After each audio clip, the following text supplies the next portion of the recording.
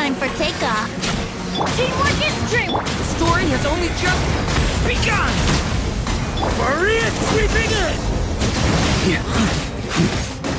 Burn!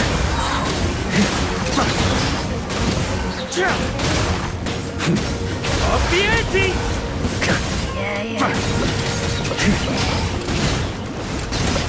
Everybody stand! Decay! You think you can get away?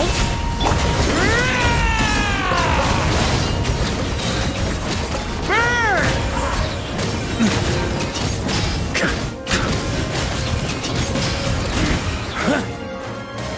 I'm going in! The turning point is Time for takeoff. Maria sweeping in!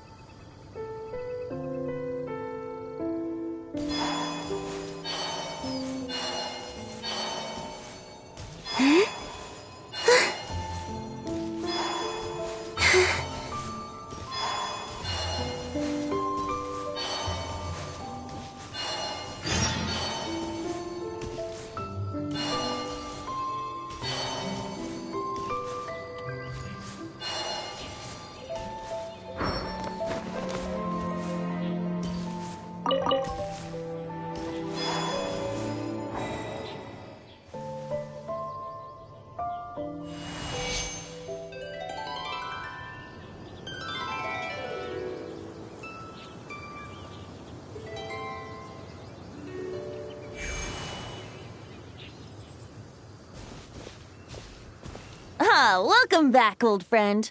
And how should I be addressing you these days? The honorary knight of Mondstadt? The Tumaini of Natlan?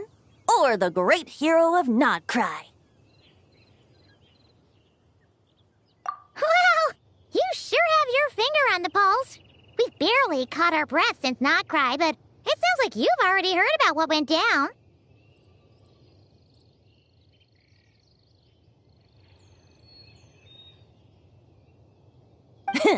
News travels fast on the wind. But before I can turn your tales into tunes, I need to hear them from the horse's mouth. My wine and my lyre are at the ready. So please, traveler, take a seat and tell me your tale.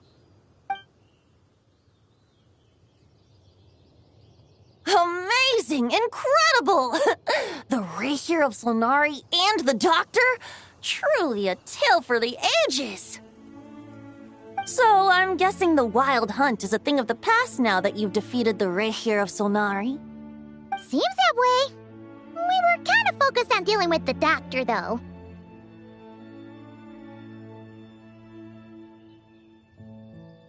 Well, that's good to hear. Hey, now that the Northern Abyss calamity is finally resolved, Varka must be getting ready for the triumphant return of his expedition, right? I haven't seen him in the longest time. He must have so many stories to share. Hooray! Paimon was wondering about that, too. He did call you Barbados, but weren't you still fast asleep back when he was in Mondstadt? Let's call it half asleep. I was resting my eyes in the Thousand Winds Temple one day when I heard a commotion outside. It was a young knight who had journeyed there in search of trials and oracles after hearing some tall tales at the local tavern. In fact, all that awaited him were moss-covered walls and an angry ruin guard. But he seemed completely unfazed, laughing heartily as he sent the ruin guard's missiles flying off into the horizons. Huh! They must have been making quite a racket if it was enough to wake up the tone-deaf bard. Yeah, it sounded kinda like...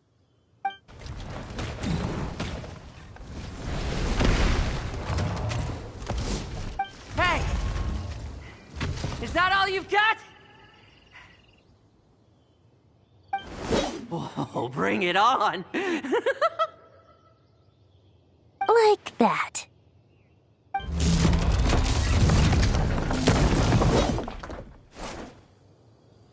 Giving up already?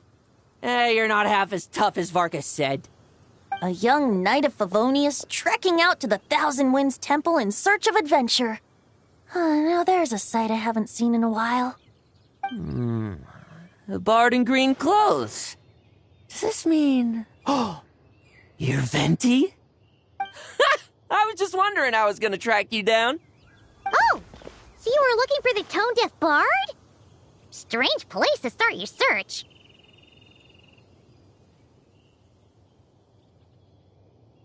Hold on. Blonde hair, white hair? You must be the honorary knight, and Paimon! The Grand Master talks about you all the time. Allow me to introduce myself. I'm Lowen, Vice Captain of the 5th Company of the Knights of Favonius and a member of the Expeditionary Force. Pleased to make your acquaintance. Oh, so you're part of the expedition, huh? Right. So that's why Paimon's never seen you around in Mondstadt. Hey, wait a second. We never saw you in Nodcry either. That's probably because when the Wild Hunt was still running rampant, I spent most of my time out on my own, making mincemeat out of monsters. I barely went back to base at all. Then, once the Wild Hunt calmed down, I got sent back to Mondstadt. Mixed blessing, if you ask me. Sounds like I missed out on some serious action. No wonder we never saw you while we were dealing with the Doctor. So, why did Barca send you back? Deliver some letters.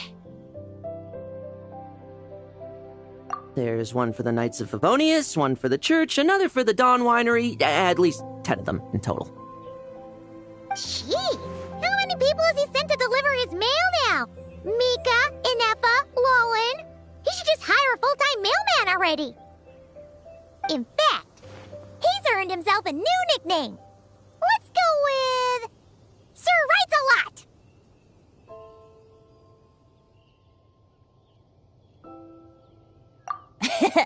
I'll have you know that poetry and letters were humanity's earliest means of expressing their thoughts. So, tone deaf or not, I wear the title of Bard with pride. And I consider Sir Writes-a-Lot to be quite a compliment. Wait, really? Darn it!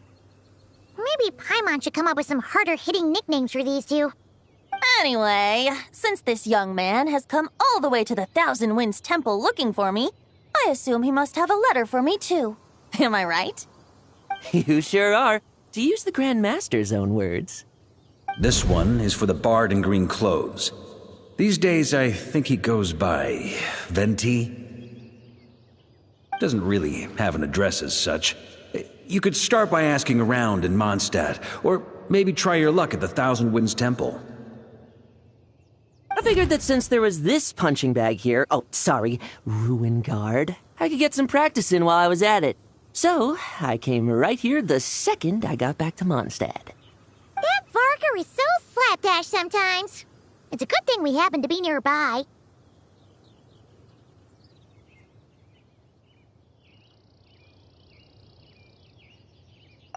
Oh, he also said to remind you to write back.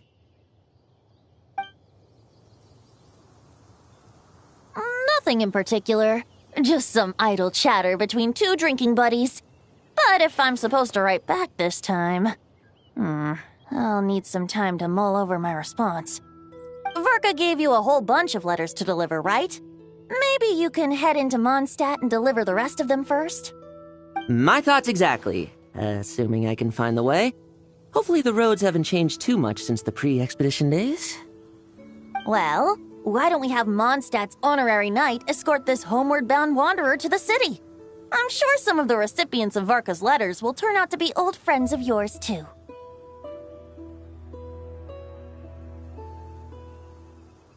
Let's go! It's been a while since Paimon's done any guide work. Thank you so much, honorary knight. And you, Miss Guide.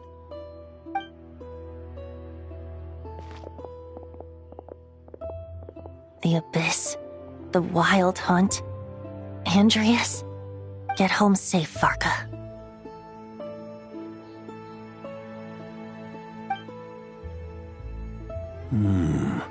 Why do my ears feel so hot all of a sudden? Is someone talking about me?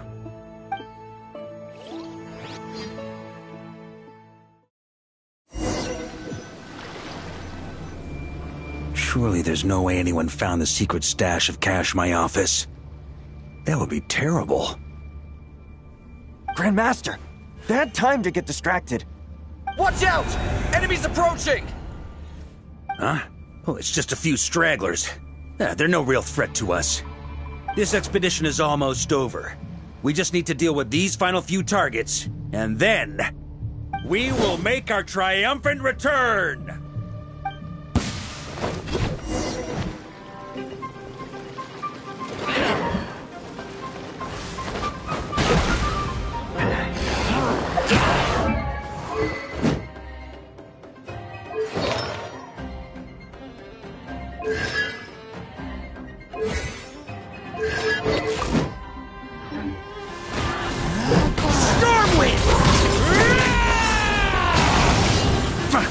On me!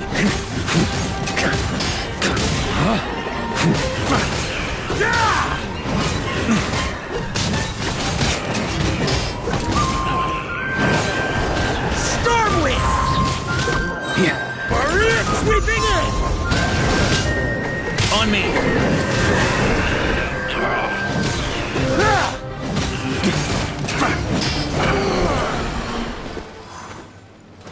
Without the Rapier of Sonari to direct them, it seems like all that's left is their primal urge to destroy. If this is all that the Wild Hunt can muster now, surely the Lightkeepers of Nodcry will be able to deal with what's left. Just like I thought. What we should be wary of now is... Grandmaster, based on Lightkeeper intel and our own reconnaissance, one of the suspected targets should be just up ahead. Good. You know the drill. Stay here and stand guard. Leave the rest to me. Yes, Grandmaster!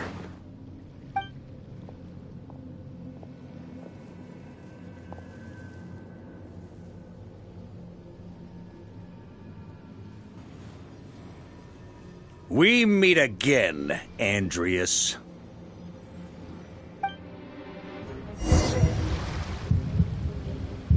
So, you've returned from Mondstadt. Don't you want to see what it looks like now? I was planning to take a look around there myself. Perhaps you could be my guide. What's this? An echo from 1,000 years ago?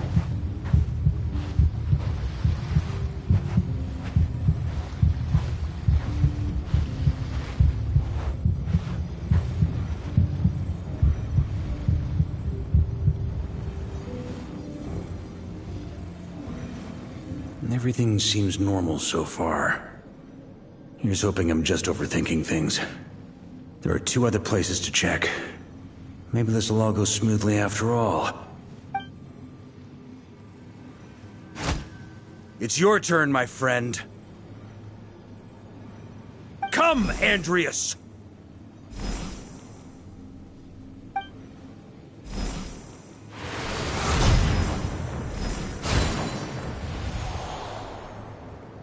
Although, for returning to your old home, perhaps Andreas is a little too ostentatious. Might be better to go by... Boreas. Huh? Injustice. Corruption. Iniquity.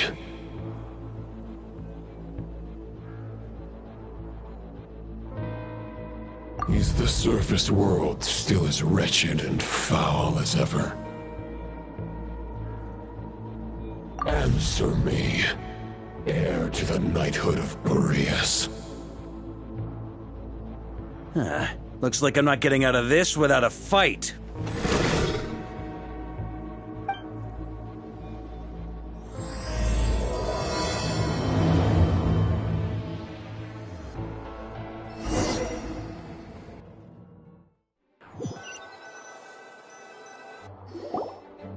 That's where things stand with the expedition. The victors will be returning home soon, so make sure to stock up on wine for the celebrations.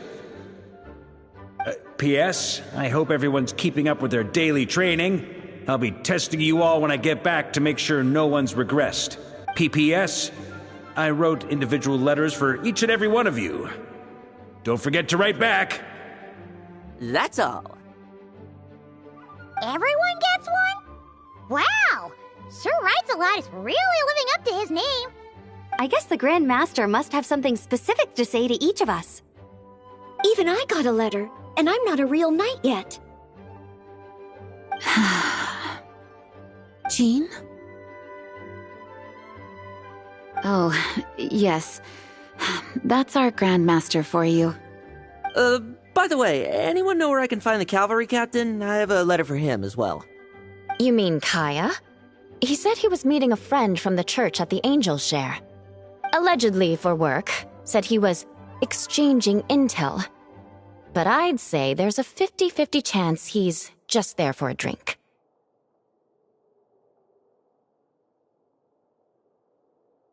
Paimon bets there'll be lots of familiar faces there. How about we deliver Kaya's letter? And these are there too as well! Really? Oh, that would be a great help, thank you. Our thanks to you too, Lowen. The other knights will help distribute the remaining letters. You've had a long journey. Please go get some rest. Great, but I won't be resting just yet. I have one last letter to deliver to Wolvendom. This one, I was planning on delivering personally. I heard that another challenger recently passed Boreas' trial. Well, with any luck, that wolf might be willing to reveal himself to me, too. Very well, but please remember to show respect to the local wolves. I will. Goodbye.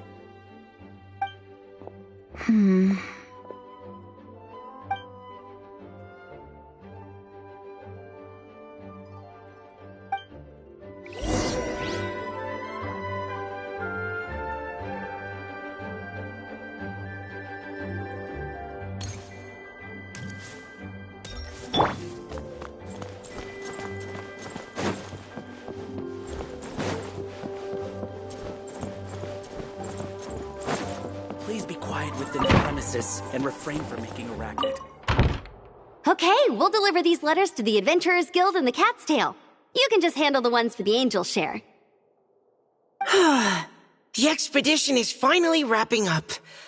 Oh, I hope the maps I made on our way there are good enough to get them safely home.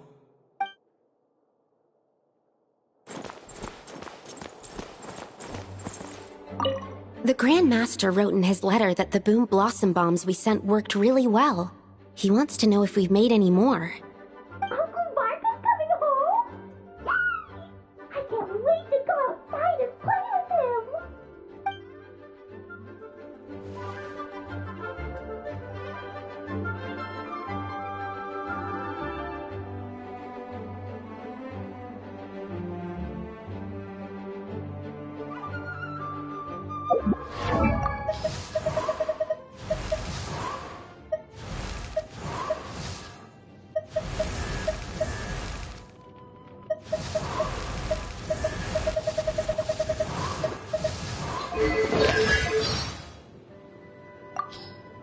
What was that?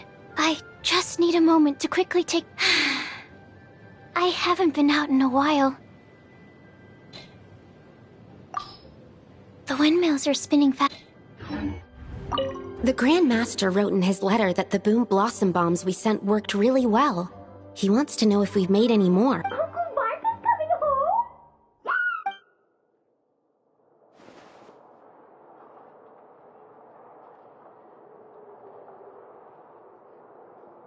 Hello. May the Animo Archon protect you.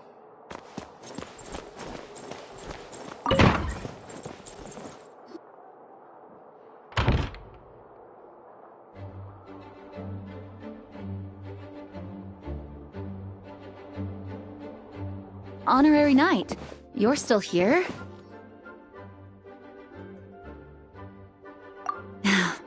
Is it that obvious?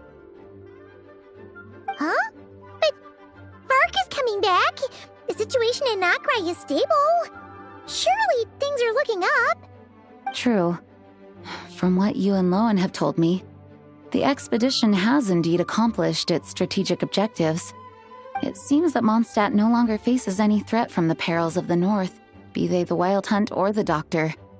And yet, for some reason, I can't help but recall something the Grand Master said to me before he left. If I don't make it back from this expedition, you'll have to assume the mantle of Grand Master of the Knights of Favonius.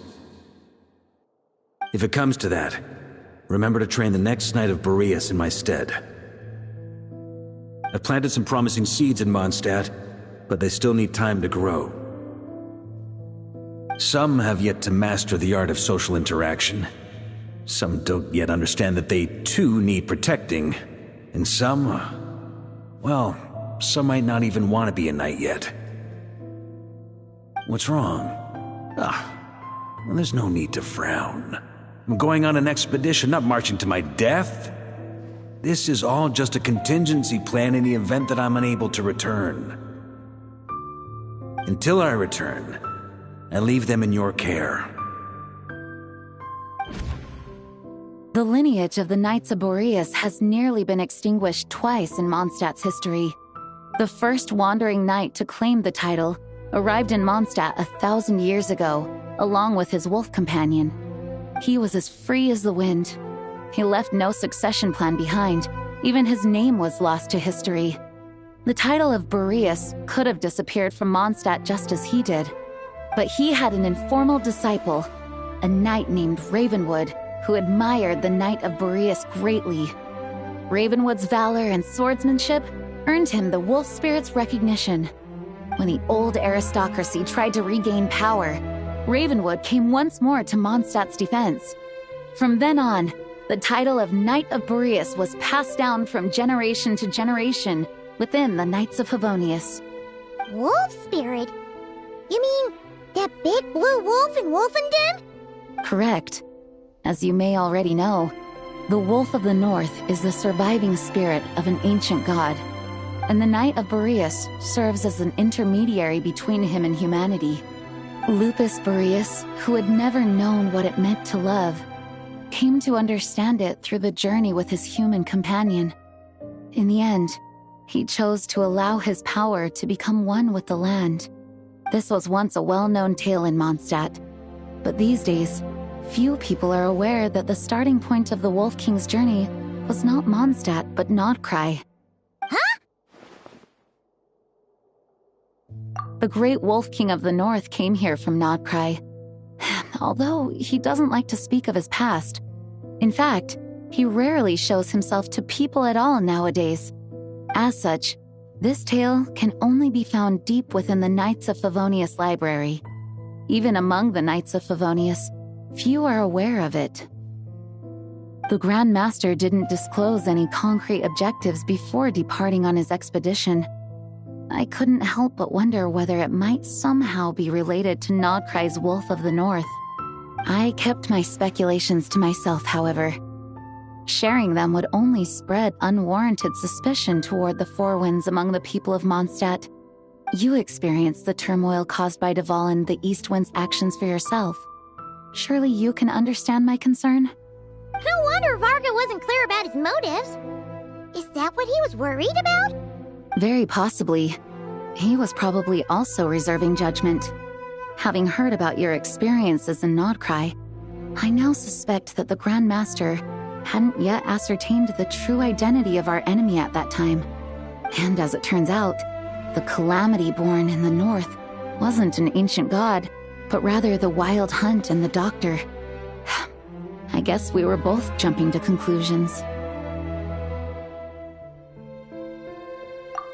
Yes, I completely agree.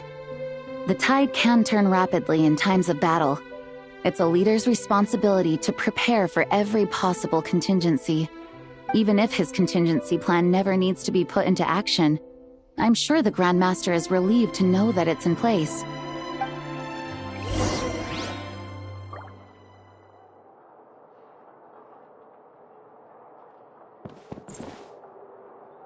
Thank you for being such a patient listener.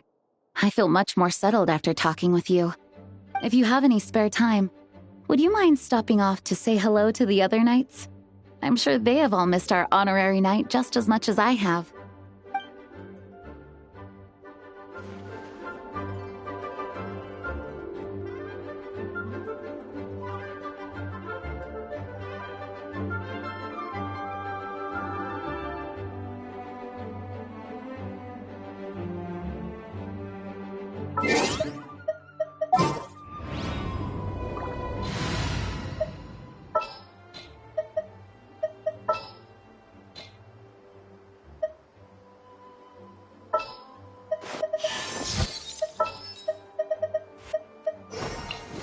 Just what will we...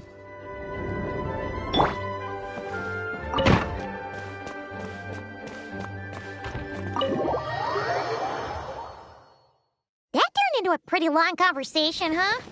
We should probably go deliver those letters to the Angel Share now.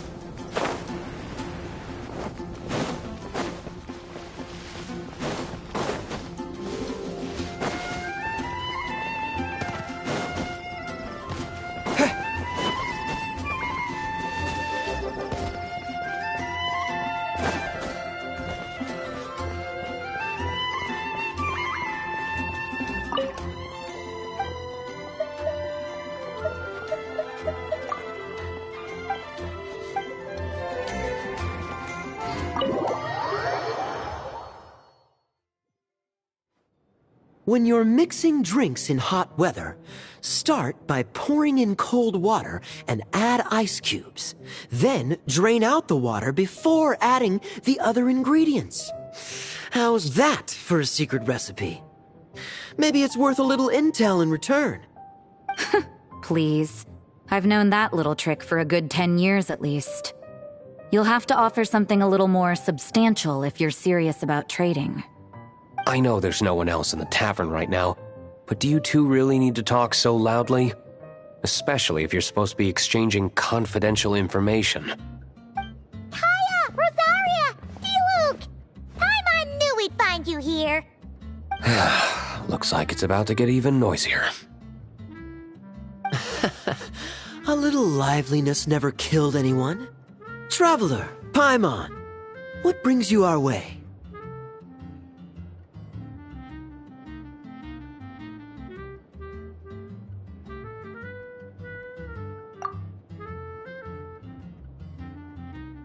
Please allow me to once again express my sincere condolences regarding your late father and the incident with Eric.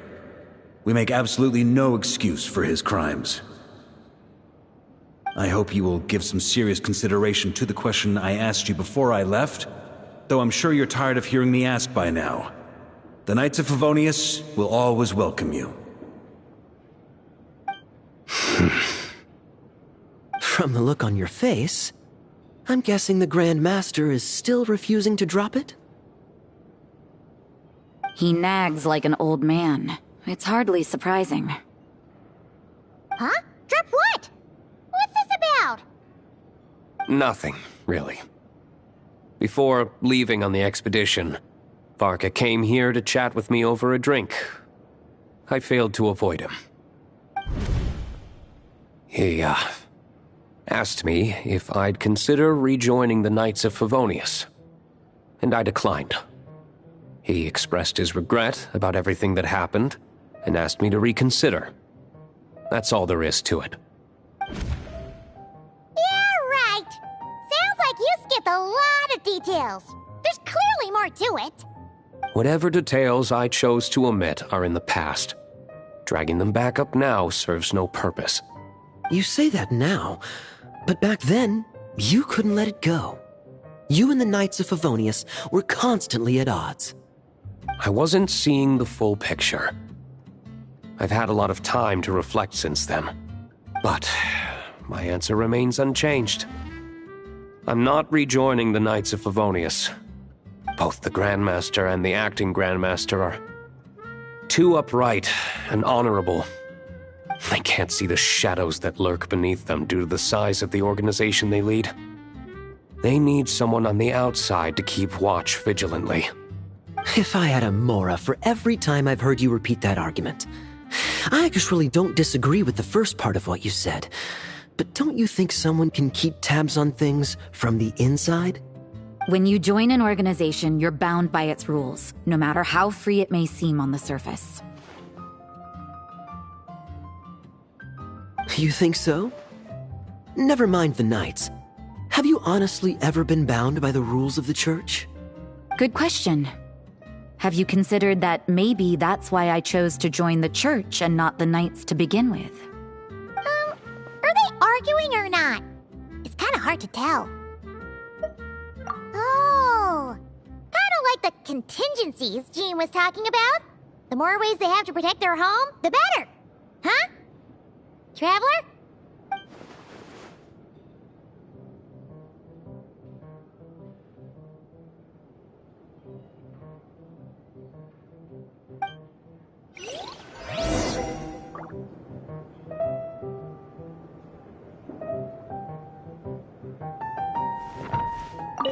What should I report back to the Grand Master on? Let me think. Public order inside the city? Monster activity in the wild? Oh, and a review of the latest vintages. I think I'll leave it at that.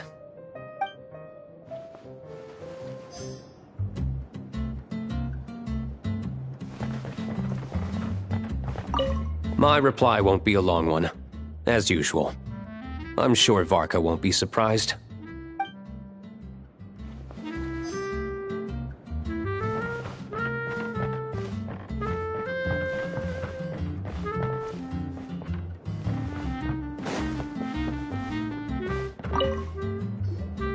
If you hadn't had to deliver that guy's mail, you wouldn't have been subjected to all this tedious arguing. When I write back, I'll tell him to quit making trouble for other people. It's no trouble. Lowen did most of the work. We just volunteered to do the last leg of the journey. Mostly so we could come say hello.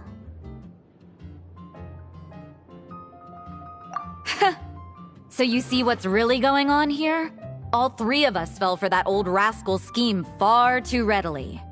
Huh? Scheme? What do you mean? Was Varka lying in his letters then? No. While I'm sure Varka knows full well that Diluc would never agree to rejoin the Knights, I believe the sentiments he expressed were genuine. as was his offer to welcome Diluc back. There are people like Kaya and I, and then there are those who are true champions of justice to the core. Those people are the most susceptible to being driven to extremes by great upheaval. It's happened in Mondstadt before. Not only that, but it happened to a Knight of Boreas. That'll really hit home for Varka. And that's why his nagging is even more persistent than usual. Yeah. So no one's told you this before? The lineage of the Knights of Boreas had nearly been extinguished twice in history. The first was at its inception. The second was the case I was alluding to. Oh! Wasn't Jean telling us about this? Wait, and then we got caught up talking about the expedition, and we never got around to the second time. I happened to hear about it from Varka once when he was drinking and started yammering on. The second crisis in the Knights of Boreas lineage. It was 500 years ago. Although the Knights of Boreas are meant to be intermediaries between humans and wolves, in practice, very few of them have been truly recognized by Lupus Boreas over the past millennium. Of those who have, the best known are the first Knight of Boreas, Ravenwood, the wolf pup Rostam, and Varka himself. But 500 years ago, there was one who earned the respect of Boreas even before gaining the title. He was a disciple of Rostam. They thought he would become the mightiest Knight of Boreas who ever lived. He was the perfect knight. Righteous, principled. His name was Roland, the blood-stained knight. Yikes! Bloodstained Knight? That sounds a little ominous. Well, apparently his original title was the White Knight. But he lost countless comrades during the Abyssal Calamity 500 years ago, including his tutor and mentor, Rostam. The endless bloodshed stained his sword and armor a crimson as deep as black, transforming the White Knight into the Blood-Stained Knight. After that, he threw himself completely into battling monsters, leaving Mondstadt and the Knights of Favonius behind. To this day, no one knows his final whereabouts. It's hard to say whether the loss of an important figure in his life is what drove him to the point of obsession, or whether he was already too far gone to save. But had he known that the Knights of Favonius would always welcome him back, perhaps things would have turned out differently. So if you want my opinion, the reason why Varka keeps asking Diluc to rejoin, despite knowing that he'll never say yes, is to let him know you're not alone. After all these years, he's still as persistent as ever. Just like how he used to be with me. Huh.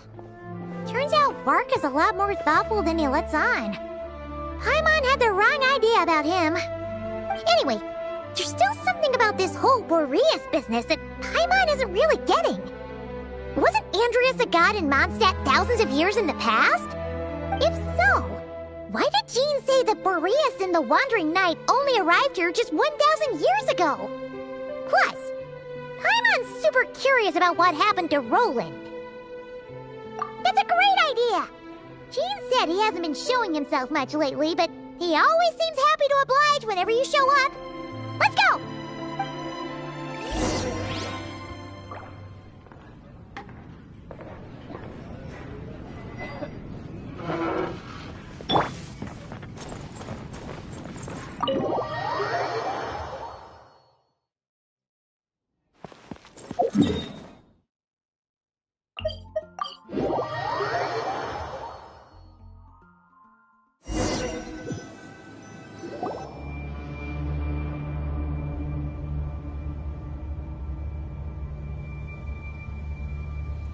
What's going on here? Was Bulbumdum always like this? Paimon has a bad feeling about this. The Wild Hunt? What are they doing here? Watch out!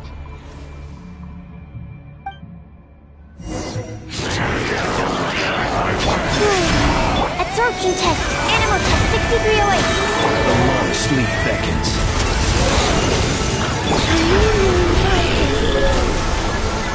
Animal hypostasis and you...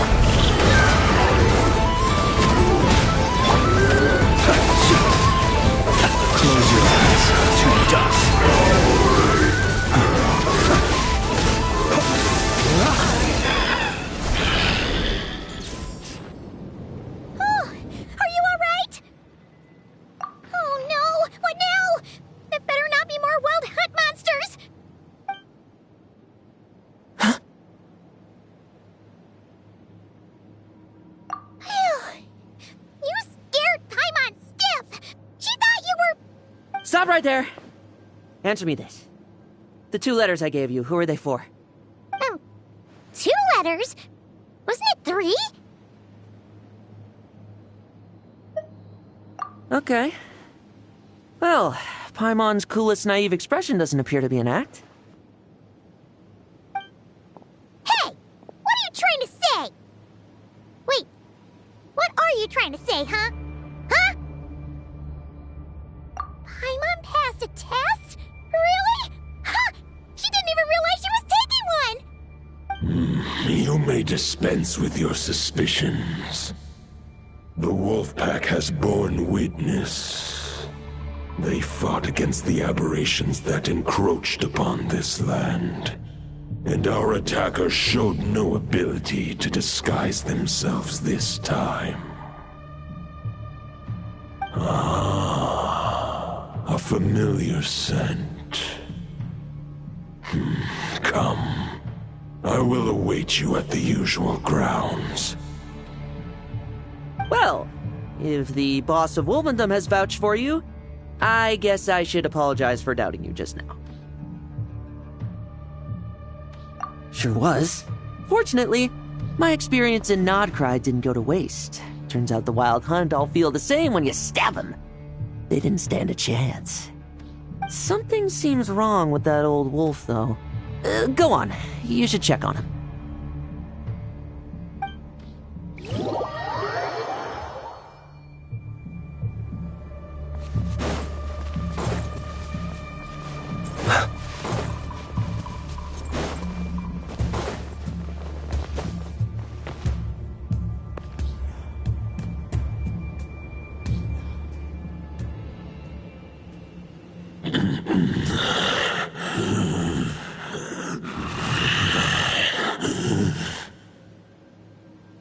Lupus Boreas, not injured. Why so weak? Am I not strong enough?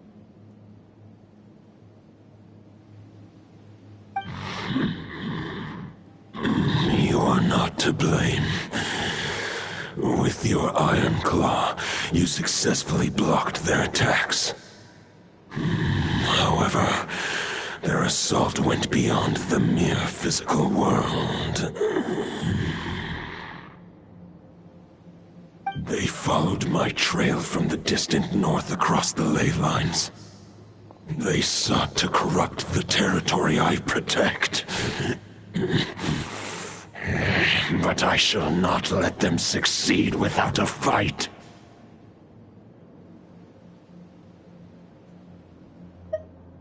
We meet again, human Lupical. So, are you saying that the Wild Hunt we just got attacked by came all the way from Nodcry to Mondstadt?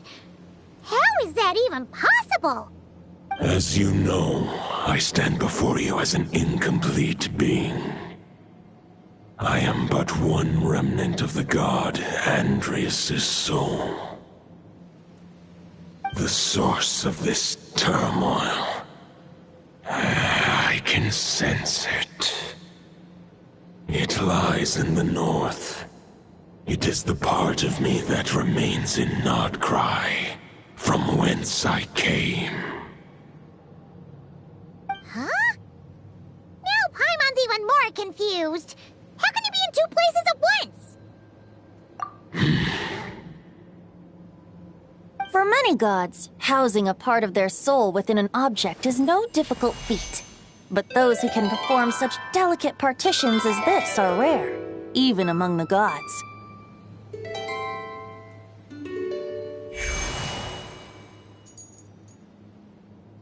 The Wolf King, Andrias, was particularly adept in this art.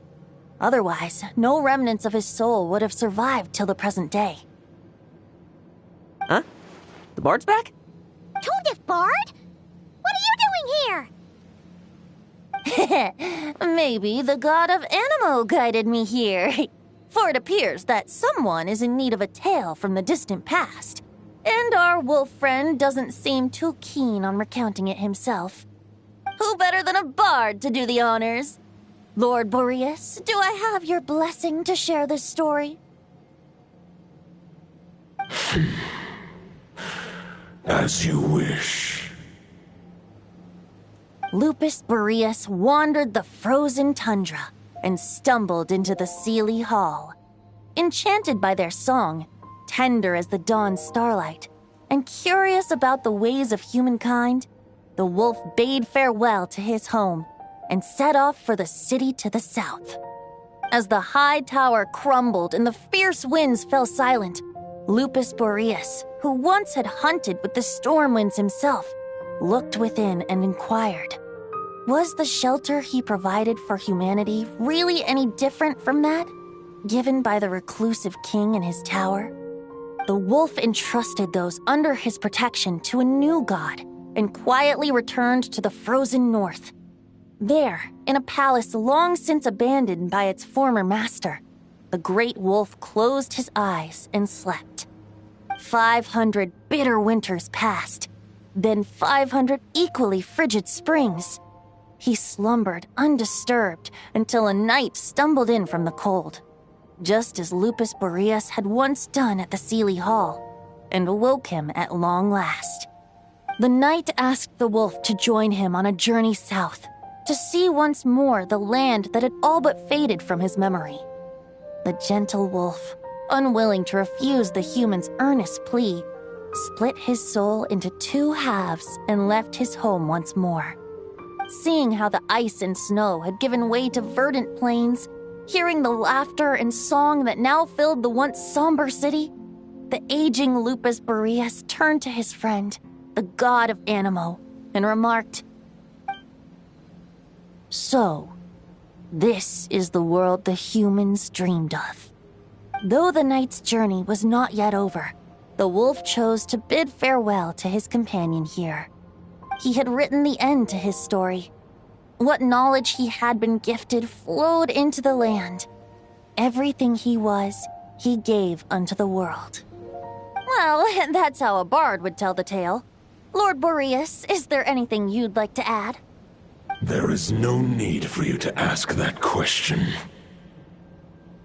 So that's what happened.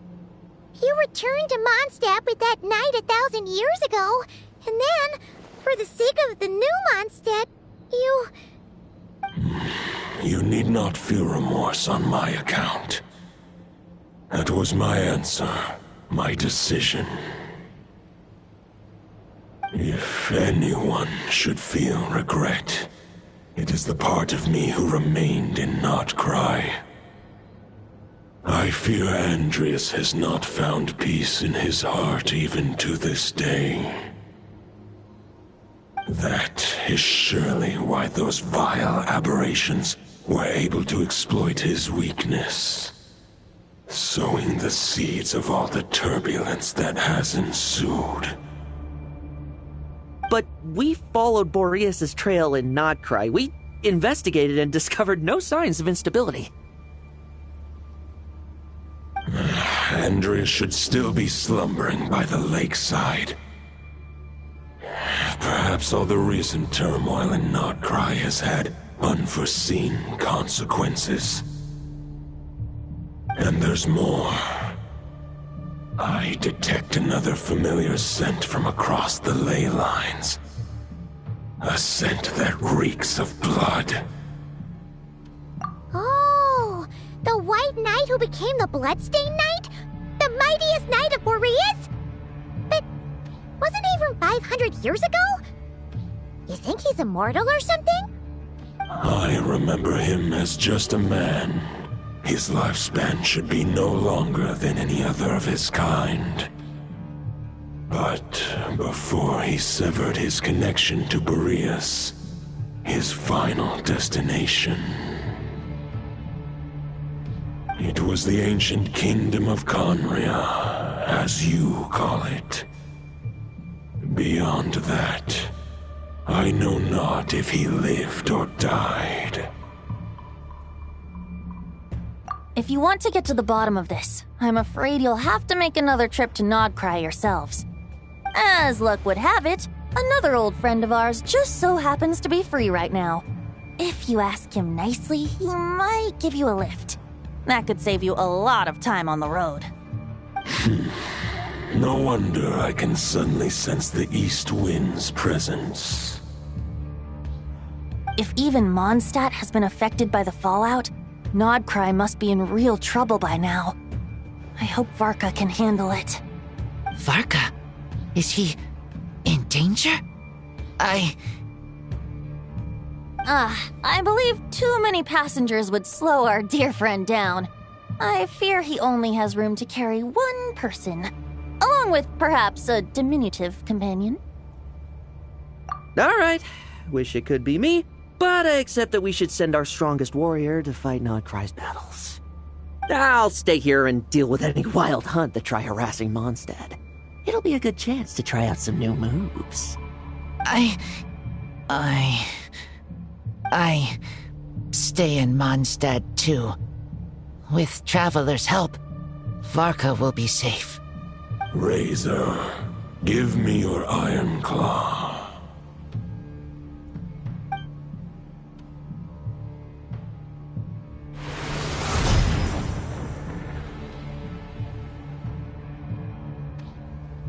Golden-haired traveler, give this token to the current Knight of Boreas.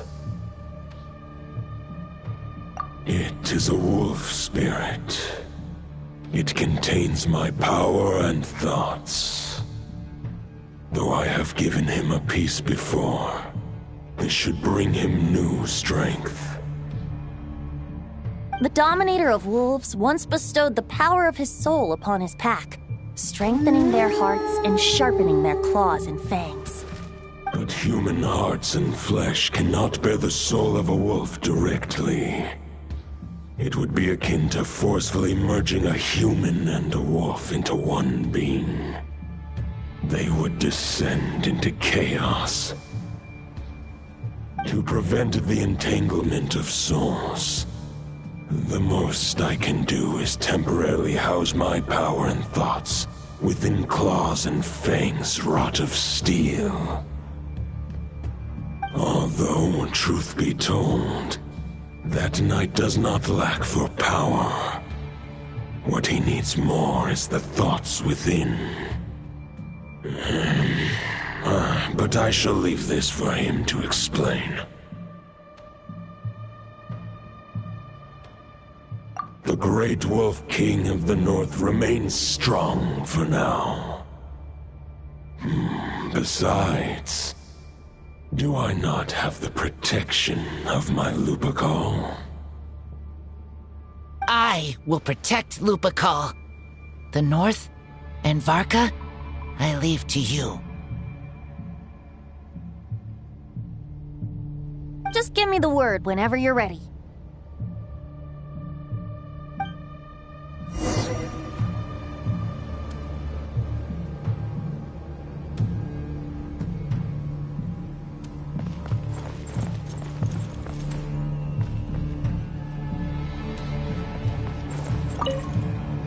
I can read Varka's letter. I will try my best to write a reply. A wolf's claws make poor instruments for writing human words. But that token will suffice to convey my thoughts.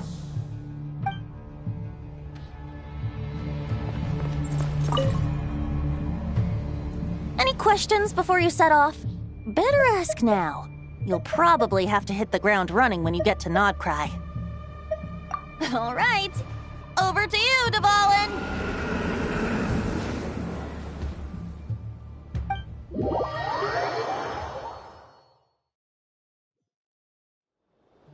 The Knight of Boreas awaits below. We must part ways here. Barbatos and I have other plans. We will meet you again later. Alright! Hey, wait! How are we getting down?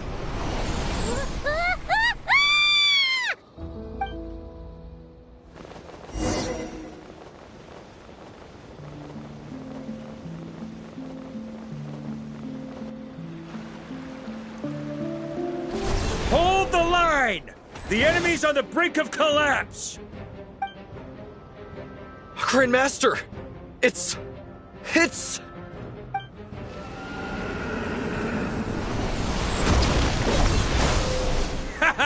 Reinforcements! It's about time!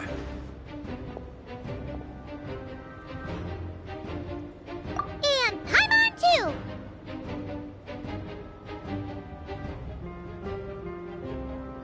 We're just about hanging in there. Most of their grunts are taken care of now. Their leader's gonna have to make a decision soon. Fight or flight? What will it be, mightiest knight of Boreas?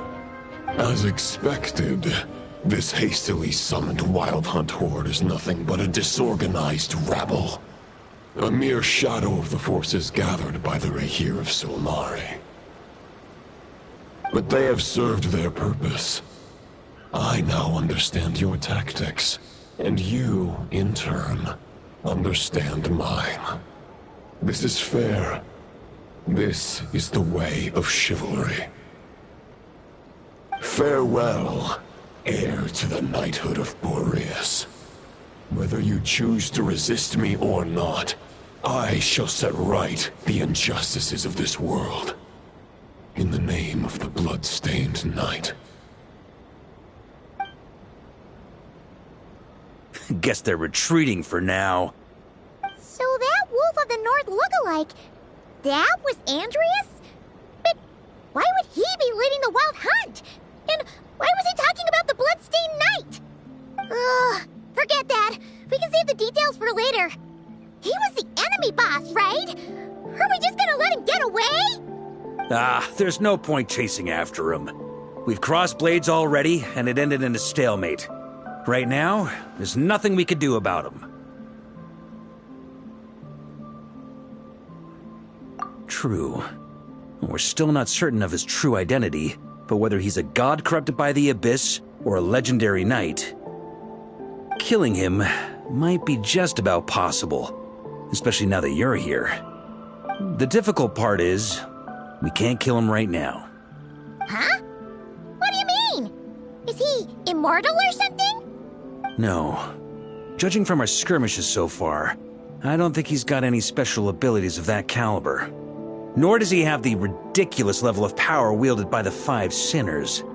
But, compared to Rerir, our current foe clearly has a better understanding of how to exploit Nodcry to his advantage.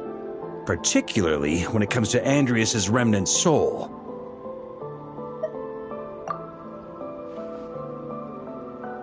Exactly. Sounds like you realize what the crux of the issue is. I managed to cut off a sample from our foe, which Albedo and Durin are analyzing as we speak. Meanwhile, our other allies should be making their way home from their own battles by now. Let's discuss this further when they're back. We still have some big challenges ahead before this expedition can finally be declared a victory.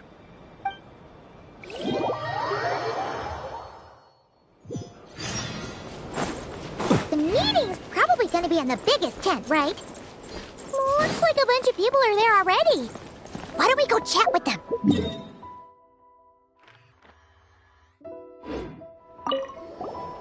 Hey, good to see you again.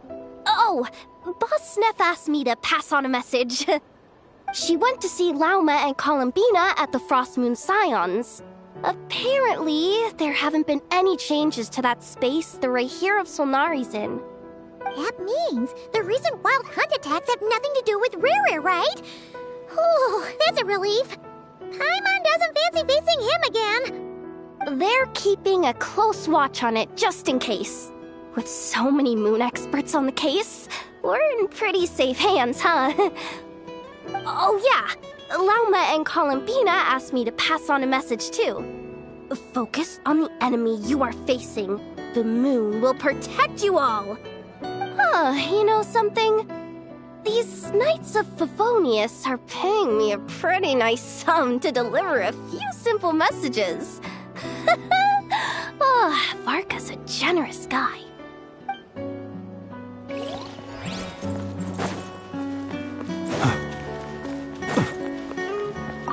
Short distance propulsion module on cooldown. 15 minutes until next departure. Switching to chat mode. Hello there, Paimon, traveler. Varka placed a sizable order with the Clink Clink Krumkake craft shop. Aino is hard at work producing the strategic reserve, while I am handling the deliveries. Secondly, I am also here to attend the meeting in her place.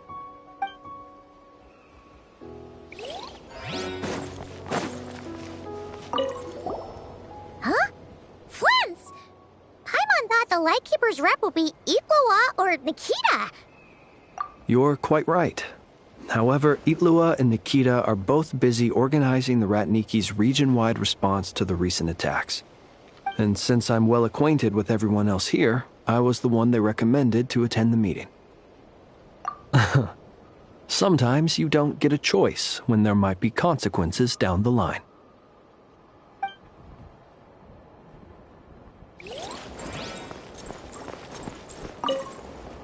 Hey, Honorary Knight. Looks like pretty much everyone's here. Oh, Beto and Durin are just wrapping up their analysis. You want to wait for them here? Great. While we're waiting, could you update me on the situation in Mondstadt?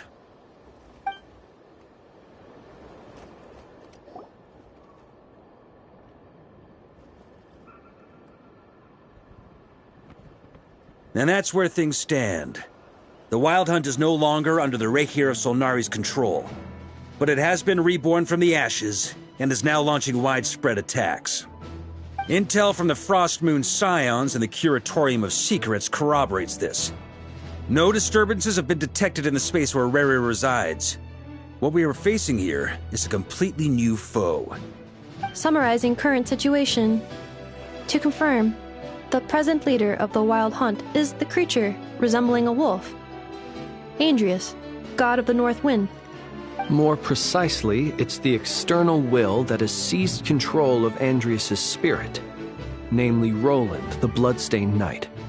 Whoa. Hold on. I'm completely lost.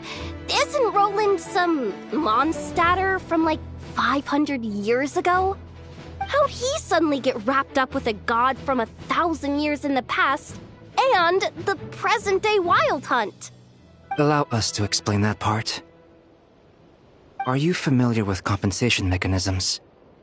When an organism sustains damage, relevant tissues will undergo changes to offset the loss of function. For example, when one kidney is damaged, the other will be strengthened to compensate. Or, when a main artery is blocked, the collateral vessels become more active. Similarly, when the Wild Hunt lost their leader, the Abyss harnessed the memories that flow throughout the ley lines to fashion a new one, fit for the present circumstances. That new leader is a mirror image of Roland, the Bloodstained Knight. Right. No matter how strong the compensation is, it will never quite match the functionality of the original organ. The Roland replica can't possibly imitate Rere's overwhelming power, nor his ability to disguise himself as others. So, the Abyss made use of the connection between Roland and Boreas to compensate for this lack of power.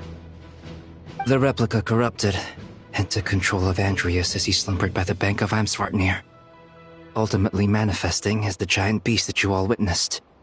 However, exactly why the Abyss chose Roland to mimic, and indeed how it was able to do so, remains unclear. I guess he must have gotten caught up with the Abyss or Nodcry somehow during his wanderings through Teyvat. But we can keep those questions on the back burner.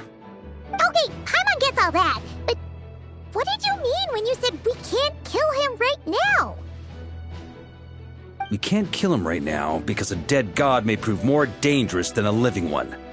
From intelligence gathered during the expedition, we have reason to believe that the power released when a god is felled can have catastrophic consequences for us mortals. Worse still, the wrath that remains after a god's passing becomes a source of endless turmoil. Once god remains contaminate the land, they will persist for thousands of years. This land has already been ravaged by the Wild Hunt. If we add god remains to the mix, it'd be like adding salt to an open wound, placing everyone who lives here in perilous danger. Query. While I can indeed find records of disasters caused by god remains in my database, there also appear to be cases of gods dying naturally with no ill effects. In that land, the passing of the Pyro Archon's flame is a common occurrence throughout history. And even the part of Andreas who remains in Mondstadt has experienced death once before, has he not? Great question. Glad you asked. Honorary Knight, you said Lupus Boreas gave you a token to pass on to me? Please, present it now. It should help explain things faster.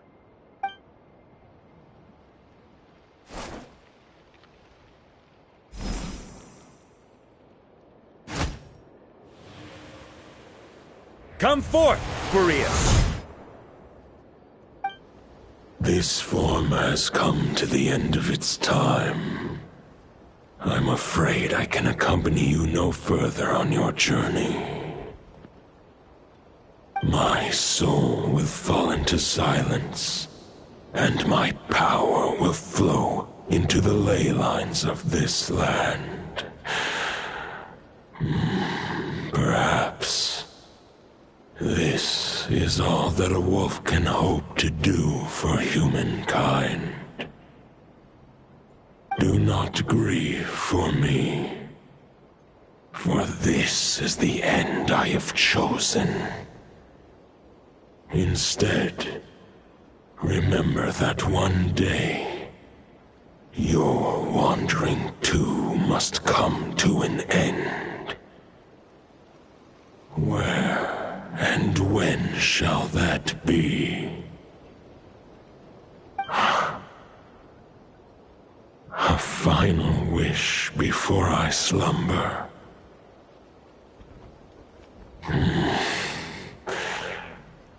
Sing me a song. That melody you so often hummed in the taverns.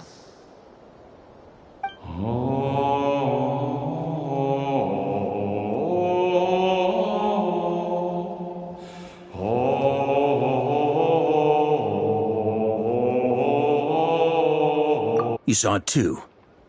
You must have keen powers of perception. Not that it surprises me. That was Boreas' final thoughts before merging with the ley lines. It's the reason Mondstadt remains unharmed by his god remains. In his final moments, he made a choice to give everything he was to the ley lines. All to protect Mondstadt from harm. Sounds like Andreas spent thousands of years searching for his place in the world, too. Yes. And now our task is to return the answer he found, the decision he made, to Andreas' heart. Only then can he break free from the corruption and control of the Abyss, and make that decision once more.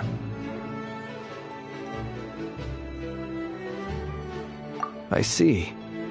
I would say that planting thoughts inside the mind of a god sounds a little far-fetched, but since it was his own wish to begin with, it sounds feasible to me. Wait, we already have a perfect solution? Then why are we even having this meeting? Let's go do this thing! Ha ha ha. If only it were that simple. Unfortunately, this one thought alone is unlikely to be powerful enough to break through the Abyss's control and reach Andreas' heart. We need to find a way to make the thought within this sword stronger and more resilient. For now, Boreas needs all his remaining strength to fight against the abyssal corruption to Mondstadt's ley lines. He can't afford to send us any more of his power. However, since his form was unstable during his journey with the first Knight of Boreas, many wolf spirit fragments were left behind along the way. If we can collect those fragments, we can use them to strengthen the decision to merge with the ley lines. So we need to retrace his steps and look for random fragments? But they could be anywhere between Nodcry and Mondstadt. It'll be like looking for a needle in a haystack. You don't need to worry about that. There's a few fragments left to gather in Nodcry, but apart from that, most of them are already inside this sword. I've been collecting them during the whole expedition. Huh? Wait, really? I mean, it's an expedition, not a stroll in the park. Each step of the way, we've been hard at work planning for every possible contingency. Not just the wild hunt in the Abyss, but ancient gods remaining in Nodcry. Sounds like this plan was a long time in the making. It's almost as if you foresaw the future. As a matter of fact, I did. I caught a glimpse of fate's reflection. But I can't take credit for it. It was all thanks to the help of a few friends. Still, all I foresaw was that an abyssal calamity was brewing in the north. Had I known more, we could have saved a lot of energy.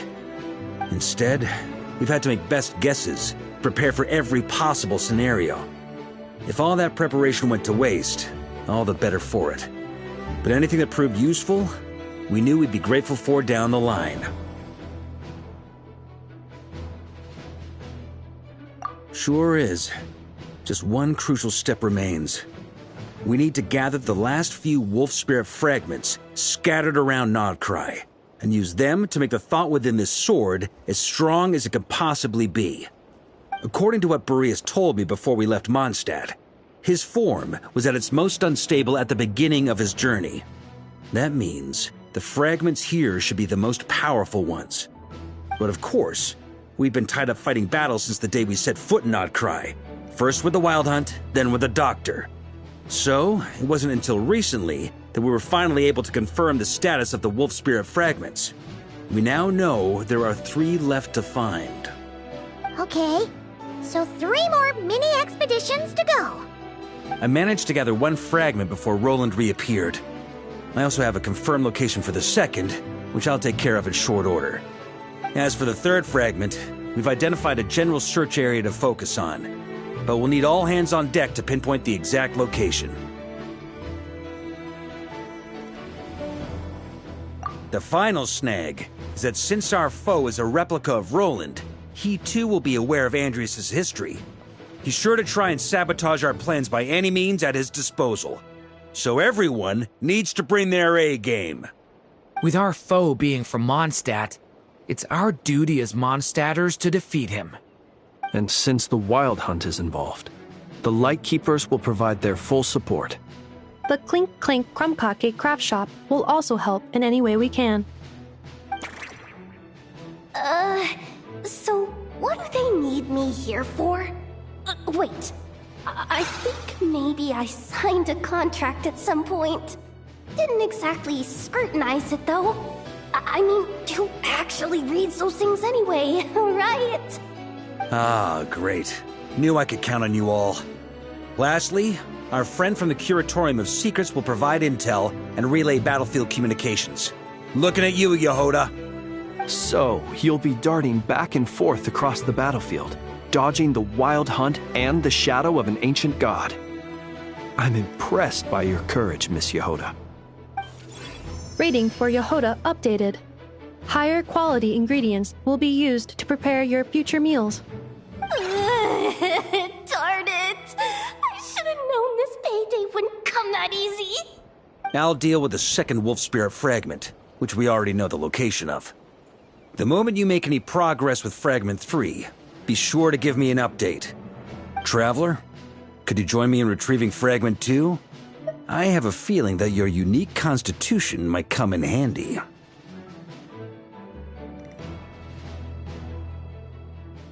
All right, time is of the essence. Let's move out, people.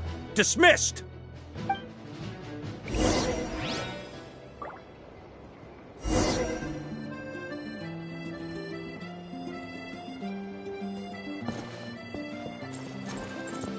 Speaking of contingency plans, I now recall that Barca also made a contingency plan when he asked me to deliver that letter. Perhaps I should ask Aino to prepare some additional backup modules for me. Remnant fragments of an ancient god. Thoughts stored inside a blade. Maybe I'm overthinking this, but I suspect there is more to Mr. Varka's plan than what he's revealed to us so far. Then again, the enemy can harness the Wild Hunt to spy on us wherever we go. As our commander, I'm sure he has his reasons for choosing not to tell us everything.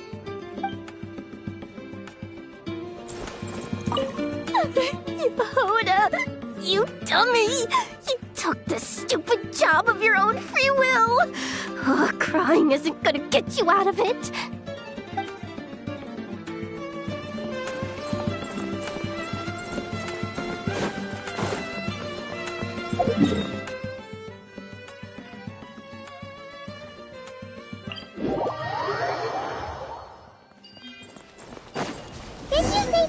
2 was supposed to be right here? Where the heck is it?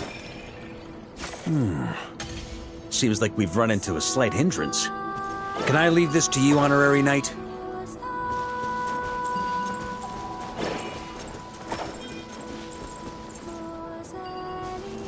Traveler, Paimon, when this is all over, I'm gonna invite you around for a drink of... Whoa! Stop thinking about Mondstadt's wine and get your head in the game! You can't be daydreaming about alcohol before a battle! Huh? Well, all right, just trying to lift our spirits a little. You want to see some photos I took of me and the knights before the expedition, maybe? Shut up! Can we please just focus on finding the wolf spirit fragment?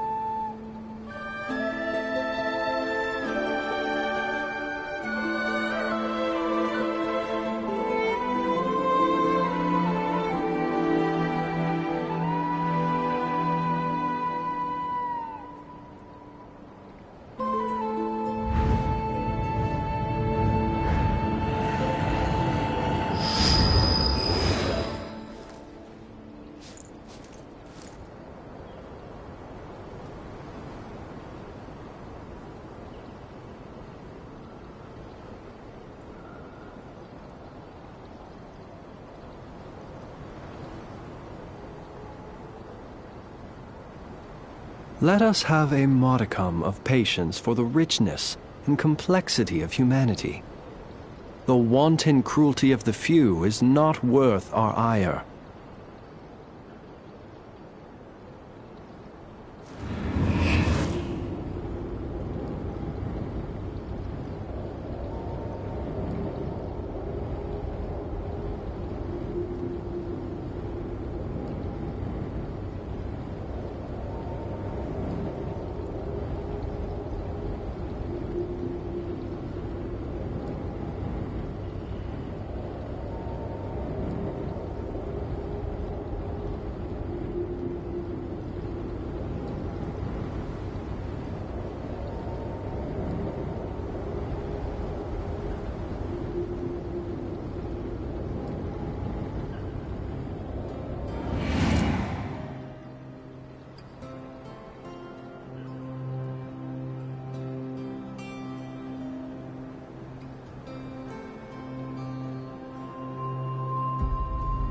He who wishes to peer into the abyss needs simply to wander through Nodcry on a misty night.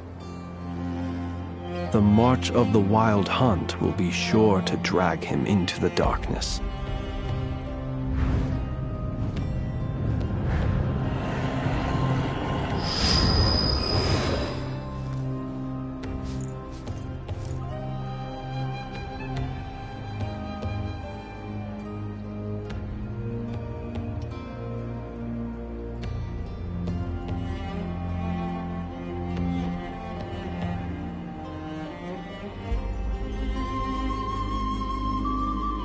People ought not be so frightened of ghosts.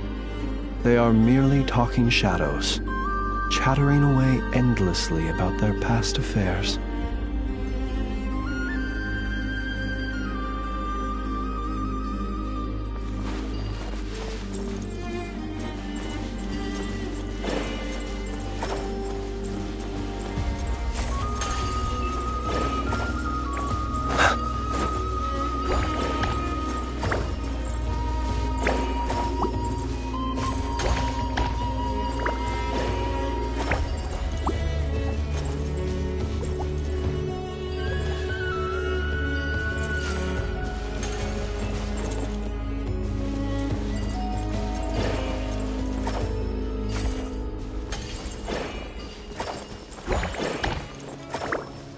Observe.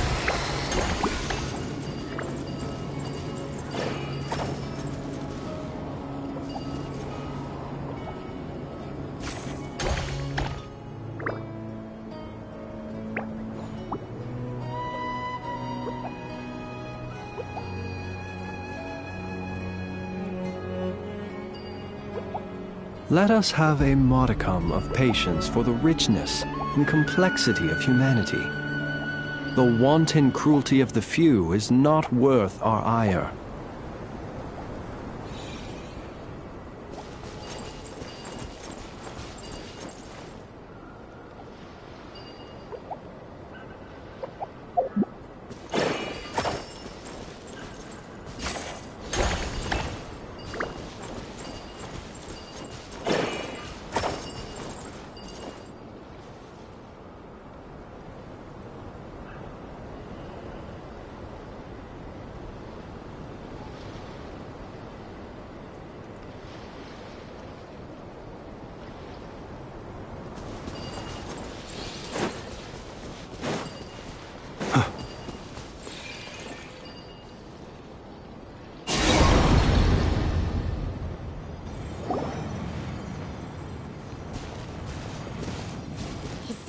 Looking for? What do we do with it? I once got Boreas to explain to me how he stores his soul inside objects. All I need to do is transfer it to my sword. Just like back at the camp, but this time, you'd best step back a bit, just in case.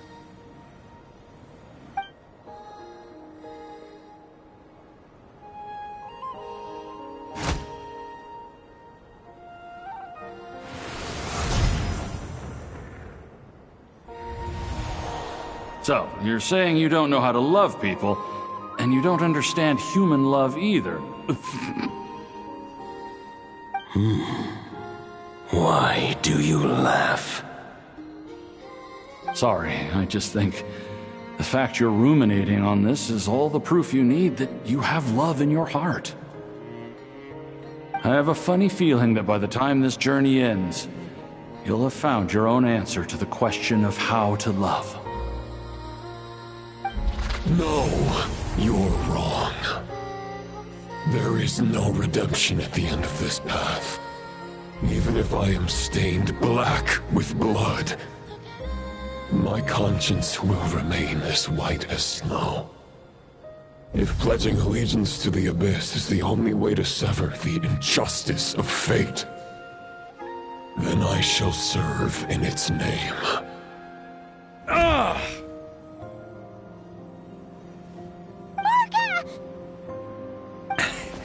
Oh, sure enough, this place has been corrupted by Roland's will. Whew. I'm fine. I was prepared for this. It wasn't enough to pose a serious threat. We got here just in time.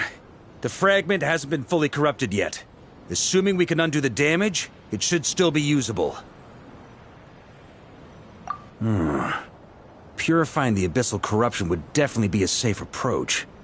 But that's not the only reason I wanted you to come. Could you try reversing the corruption? Not purifying it, exactly, but separating out the Roland part from the wolf spirit. So, keep the Roland part intact as well as the wolf spirit part? Why would you want to do that? Firstly, to test whether it's possible. And secondly, to view Roland's memories. As they say, know thyself, know thy enemy. Understanding our foe is our surest path to defeating him. Let me think. How was it explained to me? Ah, yes. Focus on a single thought within the 1,000 winds. Capture that unique wisp before it blows away.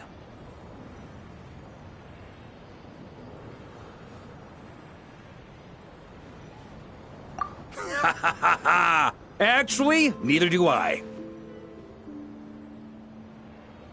Sounds like something a certain tone-deaf bard would come up with when he can't think of anything meaningful to say. Wait, don't tell Paimon that's what actually happened. I thought it might mean something to you. Never mind.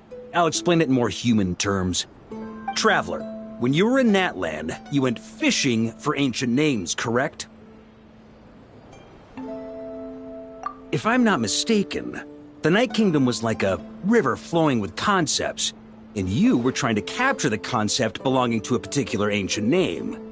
I'm thinking the same basic principles should apply here. Okay, but back then, we had a bow and a net. This time, we don't have anything at all.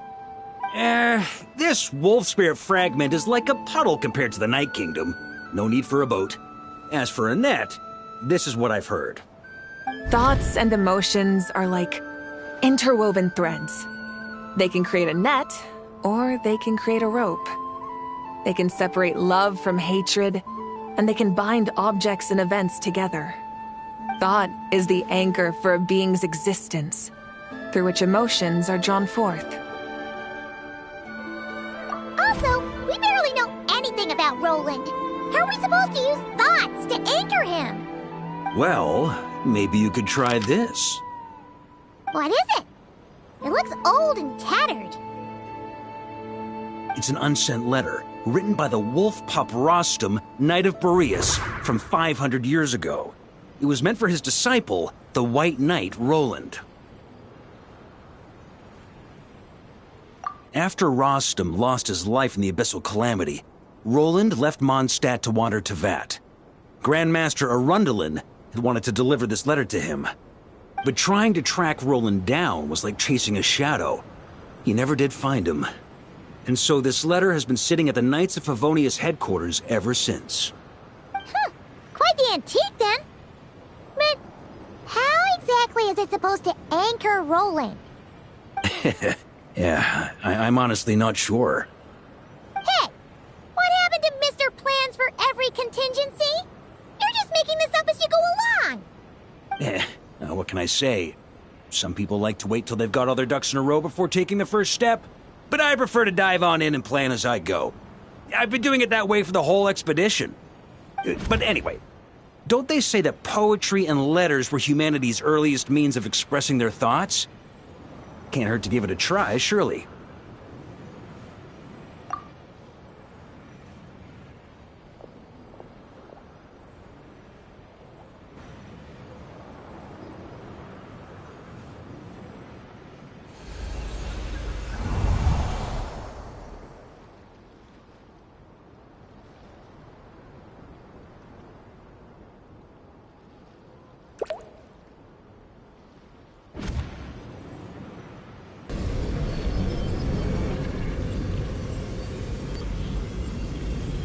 Whoa. It actually worked? You really are making this up as you go along! So the assimilation of souls really can be reversed. Just like he said.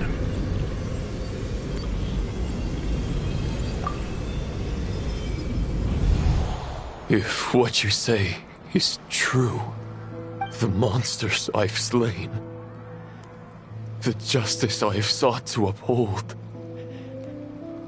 for mortals to escape this tragic fate, there's only one path. A great and ancient kingdom was wrongfully cursed, turning its inhabitants into monsters! The code of chivalry tolerates not such injustice. If Abyss be thy name, I pledge to you my loyalty. And that is where the blood-stained knight's tale came to an end. With that, he bade his humanity farewell. I dare say you must find it quite ironic, Knight of Boreas. That I... Dainsleif? No. It bore a striking resemblance, but that wasn't him. While we gazed into the past, he was gazing right back at us. Could it be?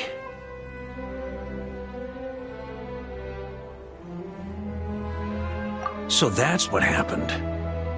After leaving Mondstadt and wandering the land, Roland ventured underground and saw a revelation from the Visionary. Once he had learned of Conria's fate, he saw the gods' judgment as the greatest injustice. So he surrendered himself to the Abyss, giving them his knowledge, his power, his everything. That's why the Abyss can replicate him. Uh-oh. Does this mean we have to take on the Visionary this time?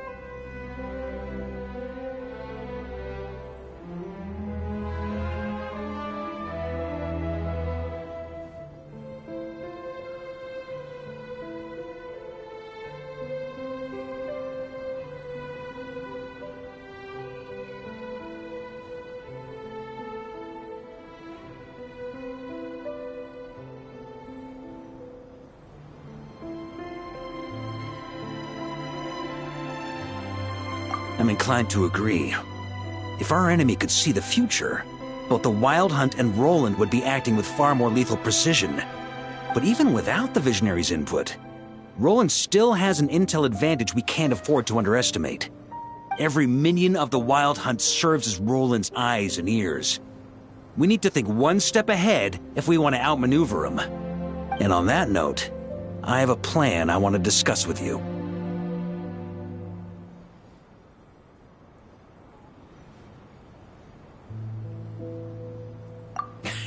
Well, the fewer people who know, the less likely it is to get leaked.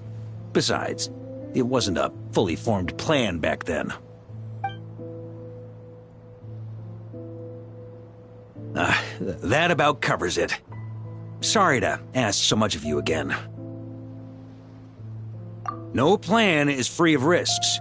At least this one actually gives us a shot at fully eliminating the danger posed by this ancient god. Surely that's got to make the risk worth taking. If I fail, Anselm and Albedo can take the reins. Not to mention we still have Jean in Mondstadt. Oh, there has to be another way! Like a backup plan? If only there were. But I don't think our enemy will give us enough time to find one. Hey! Are you guys done here yet? Ah, Yehoda! Yes, we've successfully retrieved the Wolf Spirit fragment here. Any progress with Fragment 3? Nope. It's a total disaster! More Wild Hunt monsters than I've seen in my whole life! We need backup urgently! Come quick! Come on, we're out of time. You'll just have to trust me on this one. What can I say? I'm not the Grand Master for nothing. I'm counting on you, Honorary Knight.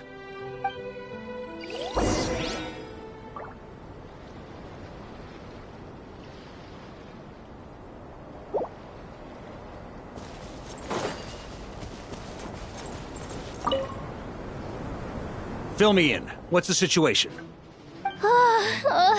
We ran into resistance almost as soon as we set off.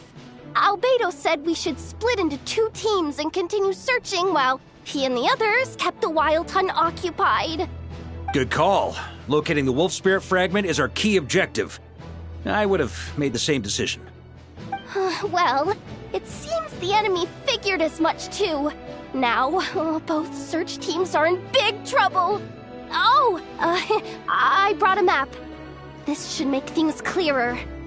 Before we ran into trouble, this is the search area we decided on. The 2 teams are holed up here and here. They should have a clear idea of the fragment's location by now. But the Wild Hunt is stopping them from relaying messages back, right? Do we have any more troops available to provide backup? We can't spare troops from any of the fronts right now. That just leaves us with, The logistics company is standing by. Hanefa! Designated drop point reached. Initiating situation report. The logistics company was assisting Aino with the production of the strategic reserve. But after learning of the situation on the front line, they requested to be dispatched immediately. They are currently nearby awaiting orders. Amazing. Just in the nick of time. Hey, seeing as you can fly and all, shouldn't you be the one out here delivering messages? I regret to say that without the workshop's catapult, and with my short-distance propulsion module on cooldown, I will only be able to return to the battlefield after another 5 minutes. Please, keep up the good work, Yehoda. The logistics company has very limited provisions, only enough for a single battle.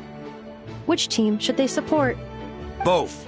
Once one team has been rescued, the remaining forces will be free to support the other. We'll move out immediately. Yehoda, keep up the good work with the comms. Sure thing. Leave it to me.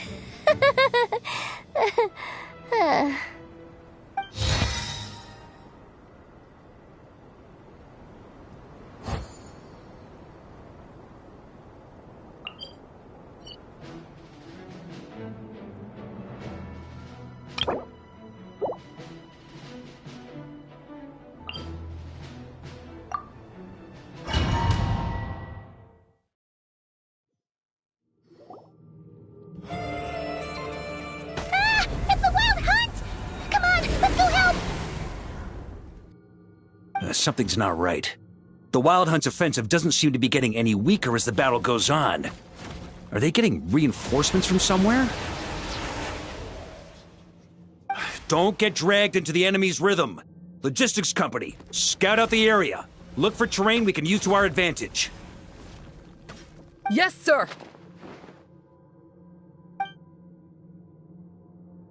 Reporting in, sir. We've identified viable sites for deploying explosives. Good. Wait for my signal.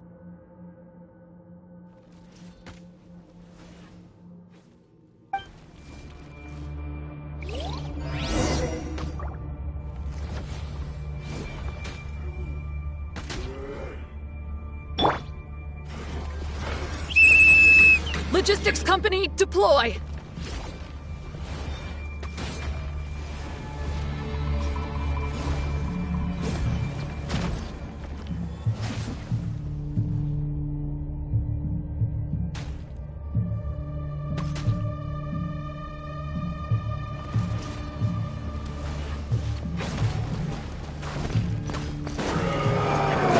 Grandmaster!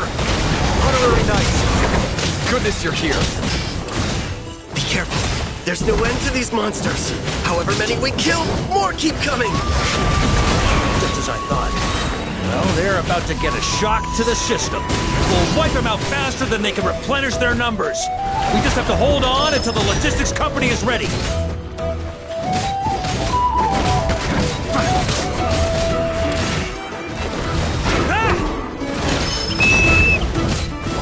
Is that the signal to say they're ready?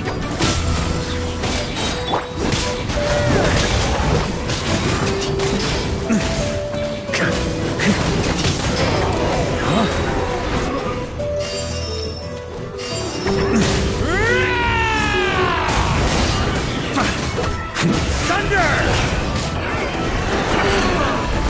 Try to keep up! It's showtime! Fall back! Yes, sir!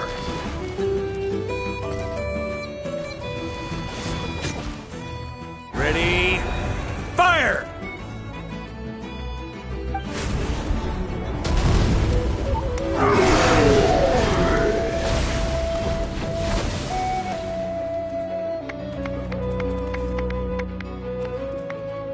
The enemy has sustained heavy casualties.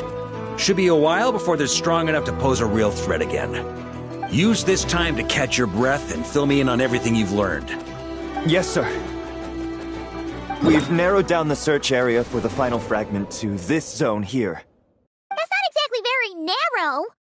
We split the search area between us and the Ratniki. Maybe they'll be able to narrow it down further? Either way, I was about to go lend them a hand next anyway. Do you think you guys can keep up? Absolutely. Good to go, Grandmaster. We've run right through our supplies. We'll stay here and deal with any wild hunt that tries to stage a comeback. Now that they've lost their numerical advantage, they're no match for us. Focus on supporting the other team.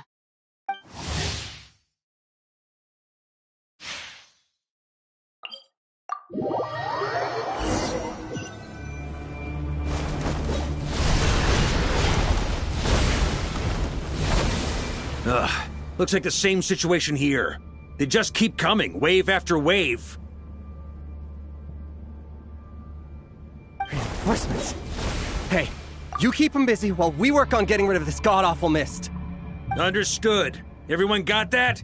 It's up to us to hold them off. Yes, sir!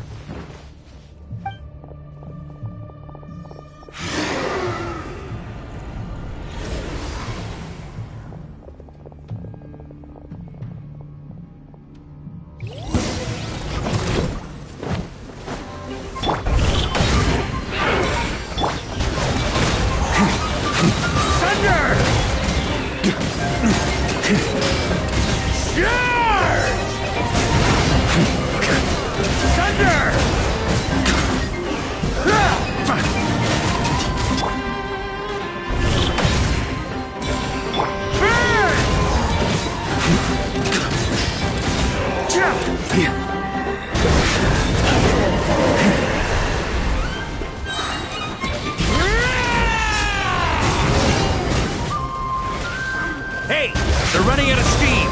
Now's your chance. Affirmative. Sorry to keep you waiting.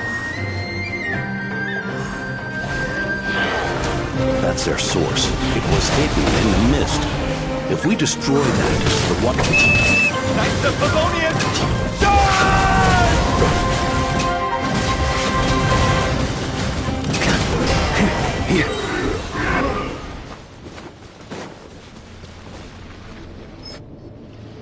Ooh, I'm glad that's finally over.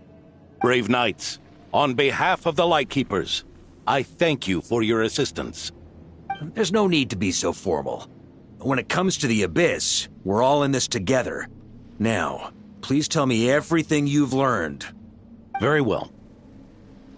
We've narrowed down the search area for the final fragment to this zone here. Yes! Now it feels like we're finally closing in on our target. I'll say. We're sure to face fierce resistance from the Wild Hunt, though.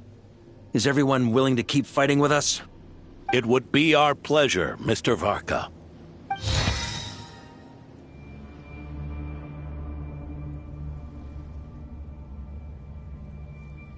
Much obliged. All right, the target is just up ahead. Move out!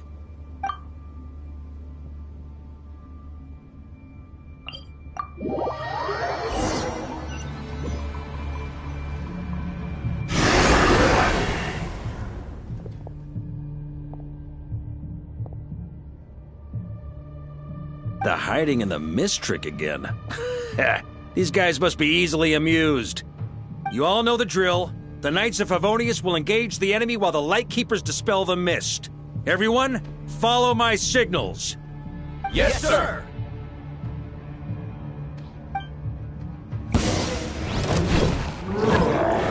Lightkeepers, prepare to dispel the mist. Knights of Favonius, charge!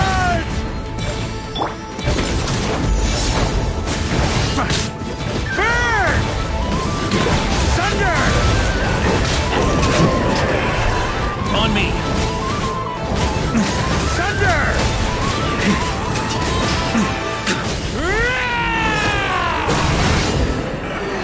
Thunder! Time to counterattack!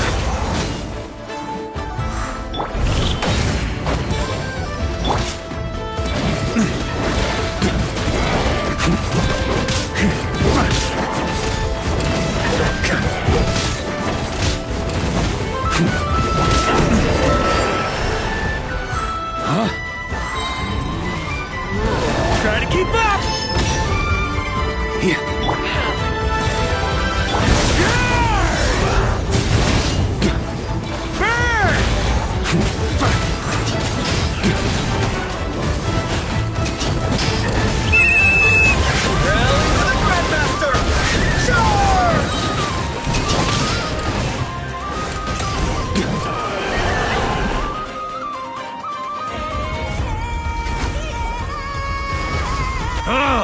This Wild Hunt doesn't know when to give up. Traveler! Mr. Varka, leave this to us. Just like last time. Only a Knight of Boreas can deal with a wolf spirit, right? Don't underestimate us, Grandmaster. We can hold our own. Ha! That's the spirit. Stay on your toes and make the Knights of Favonius proud. Either we all march back to Mondstadt together, or no one does.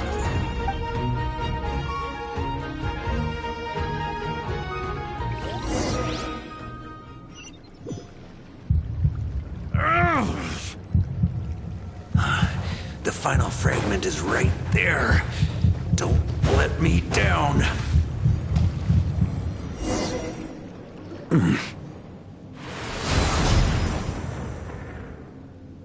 It seems you have collected them all, Knight of Boreas. Yeah, and with no corrupted fragments or ambushes along the way. I have to commend your chivalry, Sir Roland. A true knight does not resort to underhanded tactics. Were this body not a false one created by the Wild Hunt, nor would I countenance those monsters to taint our duel with their presence. If you need a moment to rest, take it.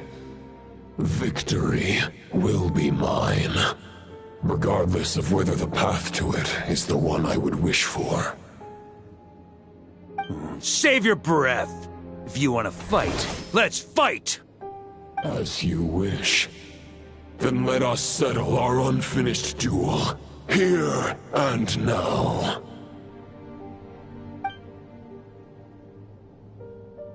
Is everyone all right? My granny fights better than these rookies. It's Egbert I'm worried about. You still alive? For a moment there, I thought I might never taste the sweet wine of Mondstadt again. Hey, stay put, you guys. Leave the rest to us. Forget us. We can take care of ourselves. You're the only one still standing. Honorary Knight, find the Grand Master.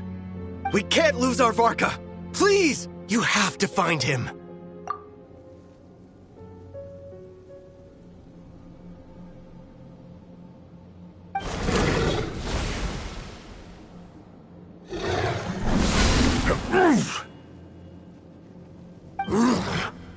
You're holding back, Knight of Boreas. I can tell you do not wish to strike me down. This duel does no justice to the way of chivalry. I wield the power of a god, while you dare not swing your sword with true intent. If you continue on this path, you will die. Your plan is doomed to fail. How can a helpless lamb hope to tame the heart of a wolf, when the wolf has seen through the lamb's plan? Ha ha ha! You're on to me already, huh? Andreas's question, Boreas's answer, the means to bear a soul. I knew it all 500 years ago. Though the false path may be wide and welcoming, only destruction lies at its end. It is time to crush your futile hope!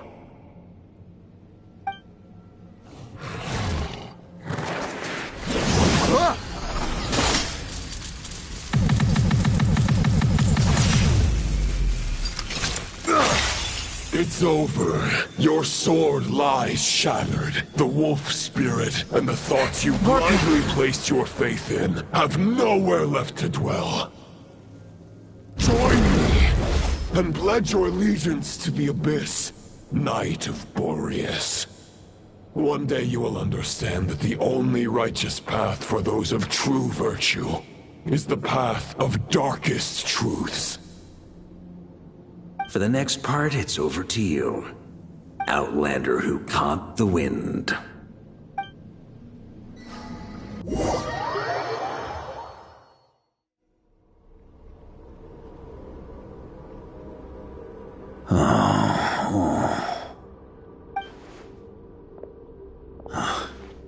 The sword is unbroken, but I can't sense the wolf spirit. Looks like I'm no longer in reality. This must be a space built from the entangled consciousnesses of Boreas and Roland. There's no way back. And all that lies ahead is the wolf's maw. Huh. Guess the only way is through.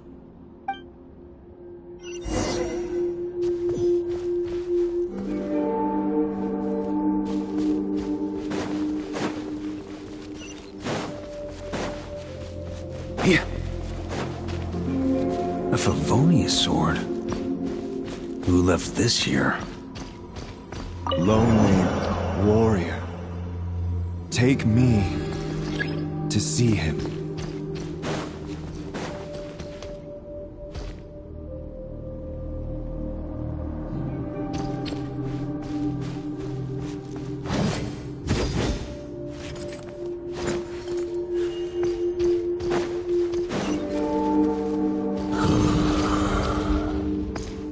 No matter the epoch, the world is awash with corruption and injustice.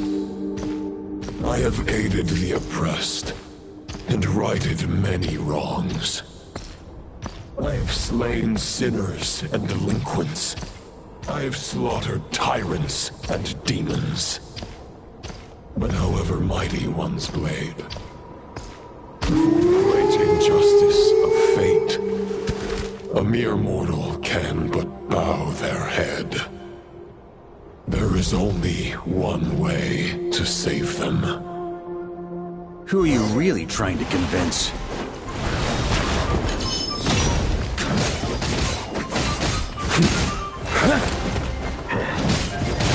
Stormwind!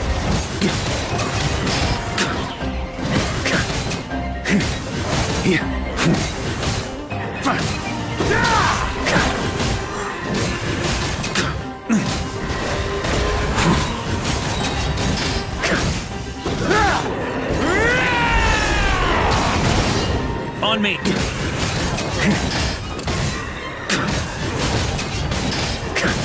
Stormwind!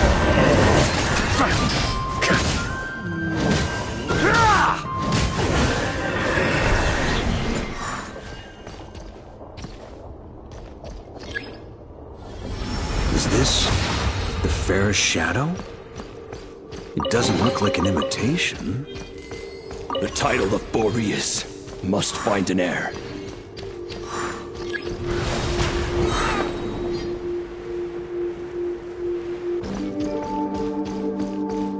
The scent that reeks of blood appears to be getting stronger.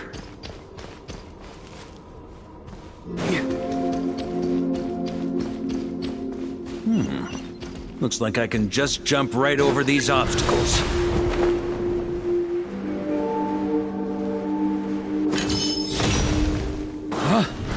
Try to keep up!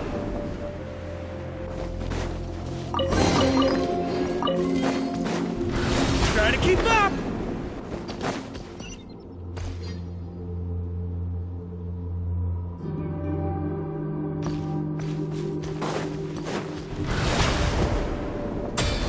On me!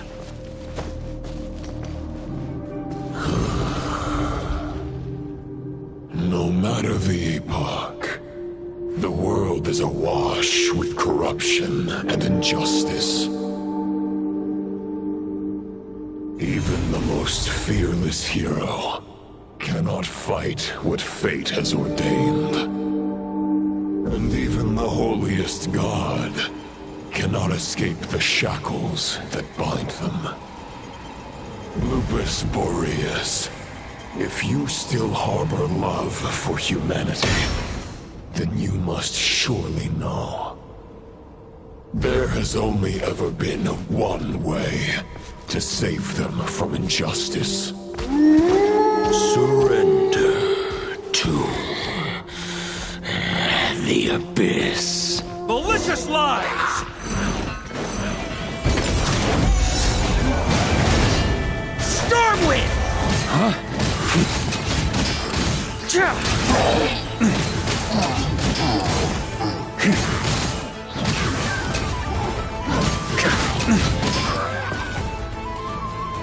Stormwind!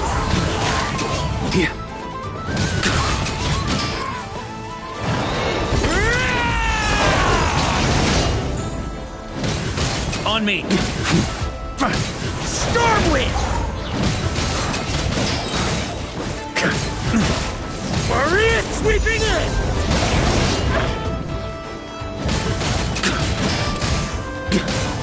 Stormwind! Charge!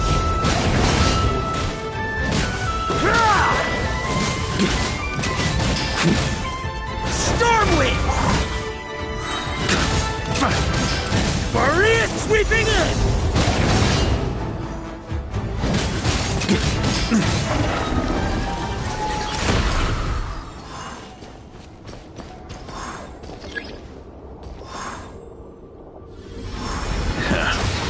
My old friend, This is not where your path ends.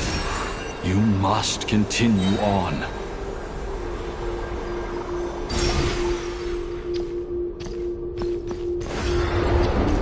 This wind feels less than welcoming. I'd better take shelter.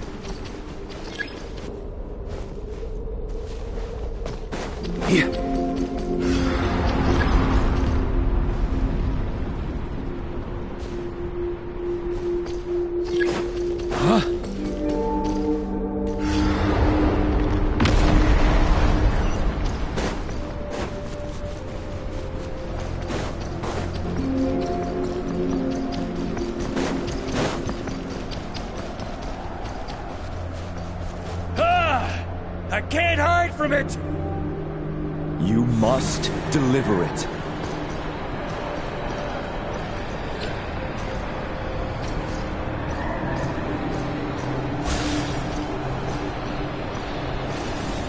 Your path cannot end here.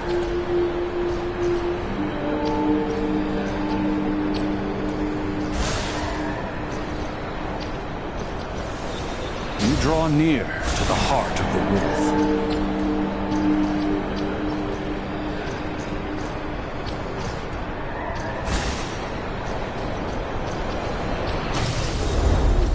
Even if you had an army of 10,000 men, in the end, you must face this fight alone. Lonely warrior. Step forward.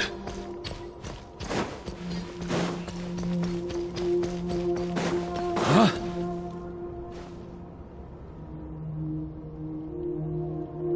Is this the heart of the wolf?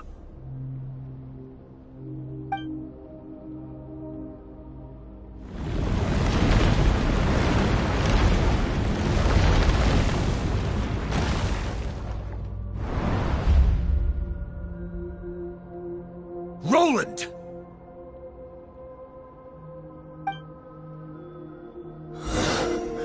After countless bloody battles, trials, tribulations, and hardships, I, with my mortal flesh and blade, attained power to rival that of the gods.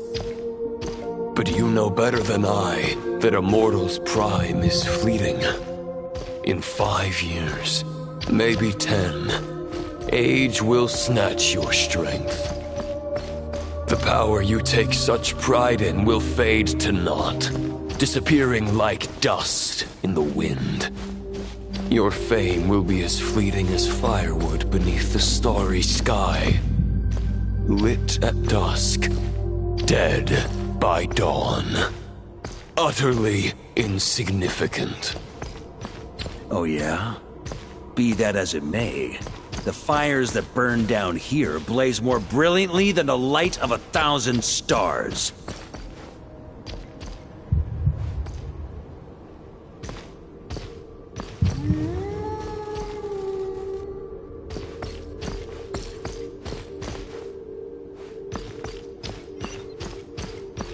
They blaze for but a moment.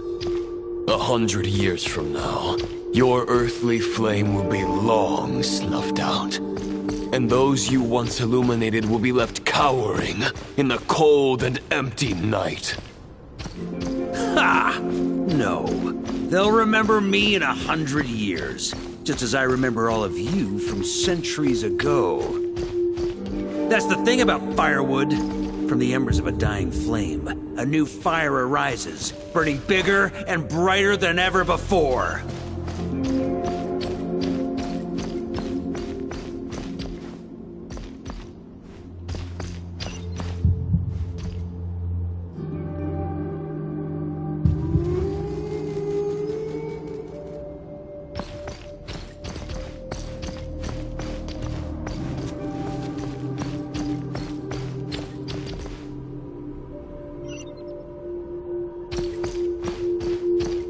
A knight's duty is to save others, not demand things from them. How can one call themselves a knight while placing their hopes in generations to come? Well, as long as I put an end to you here and now, I won't need to rely on anyone else. Now, show yourself, Roland!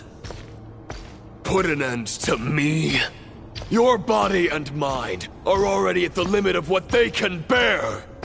It is only a matter of time before they yield and crumble. But if this is your final request...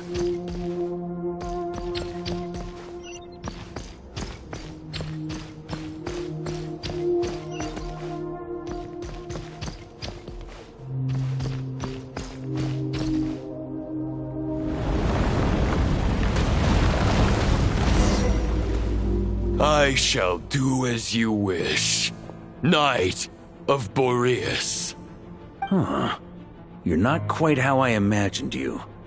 You don't seem half as crazed as the memories contained in the wolf spirit. Not once have I strayed from the righteous path. But when I look at you, I do not see a hero capable of slaying dragons. Just a lost soul who has wandered far too long. A shadow of the knight you once were. I guess we have that much in common. Neither of us are at our peak. The Rayhir of Solmari's forces have been defeated.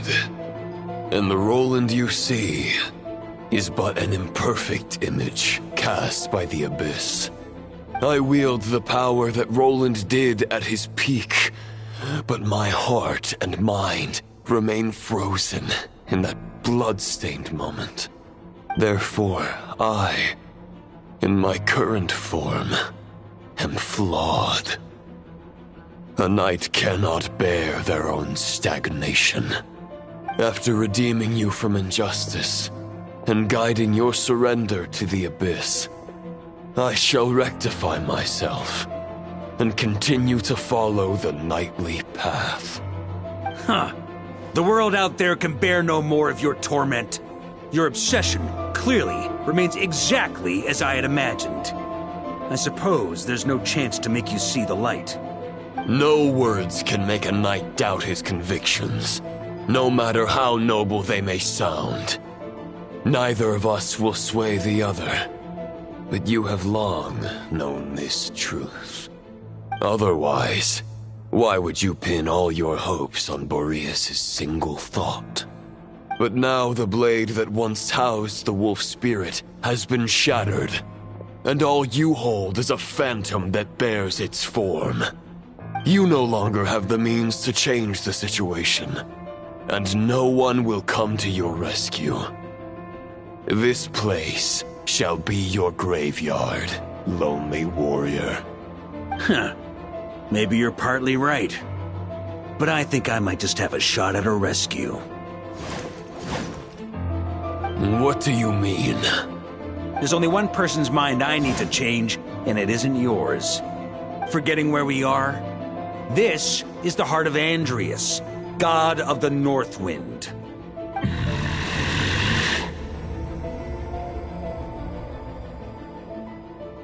Andrias! Can you hear me? Wake up! You are the great god of the North Wind!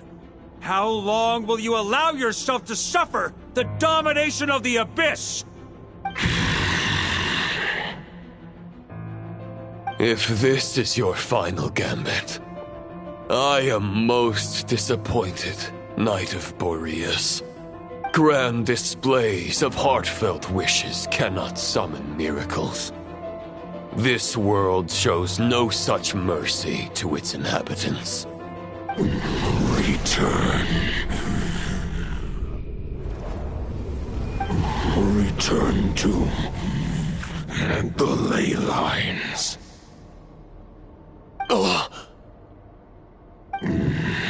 This is my choice. My memory. Is this the answer that I found at my journey's end? Andrias, at long last, I have delivered your token back into your heart. A knight of Boreas. Watch on. This is all that a wolf can hope to do for humankind. On behalf of all humanity, I thank you, Lord of Wolves. Boreas is returning to the ley lines. But why? Your sword is broken. You no longer have the means to bear his soul. Unless...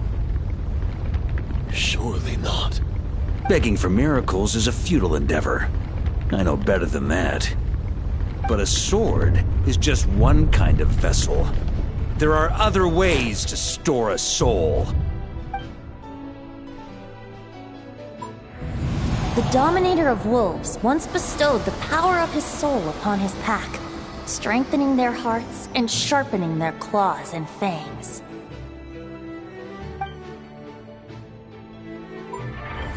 Even if it is not my intention, the soul of Lupus Boreas will inevitably ravage, devour, and assimilate a mortal heart. As if human and wolf were being forcefully merged into one being.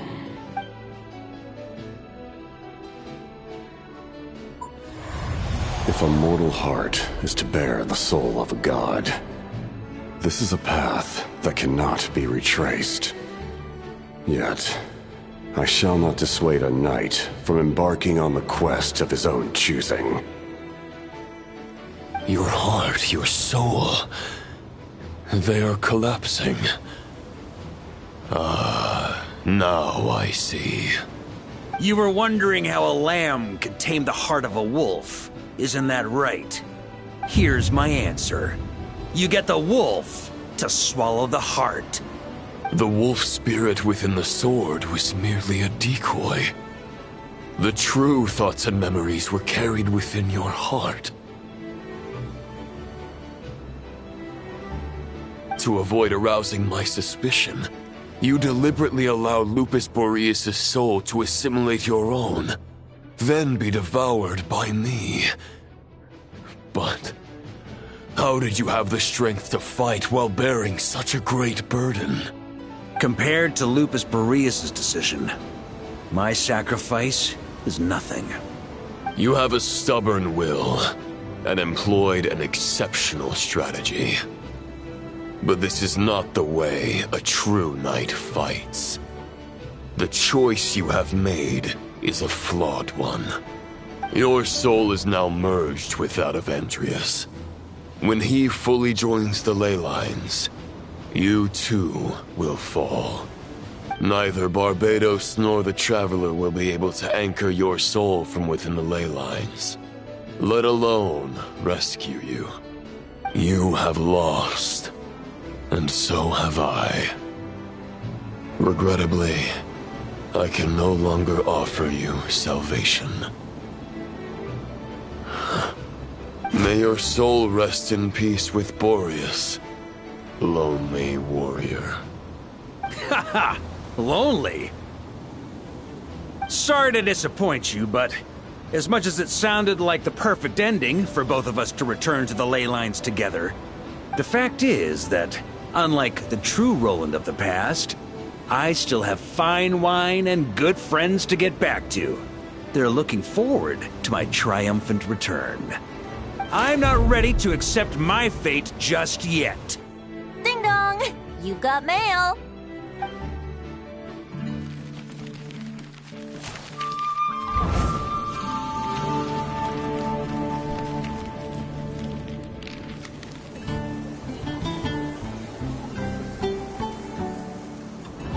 Until I return, I leave them in your care.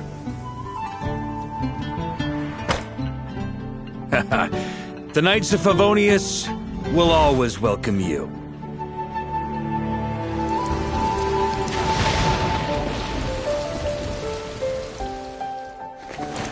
Come on! To Mondstadt! Dear Grandmaster. To Varka. To Varka. Family. No pig call.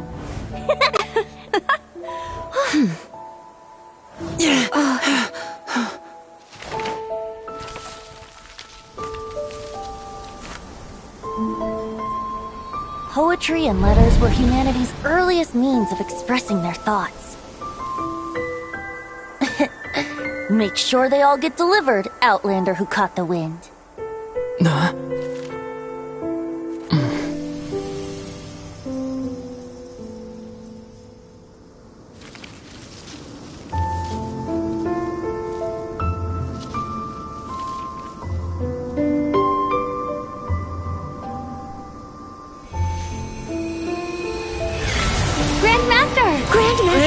Grandmaster. Master. Varka. Go Varka! He's the right to us! For Varka.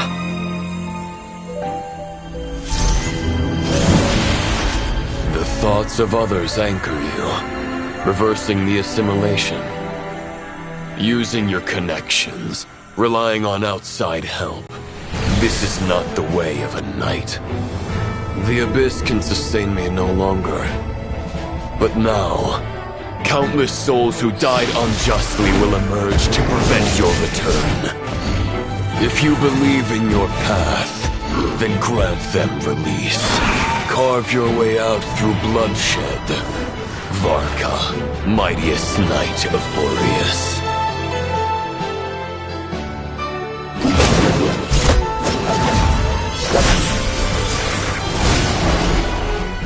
This is how it ends. Throw the plan out of the window. Fight my way to victory.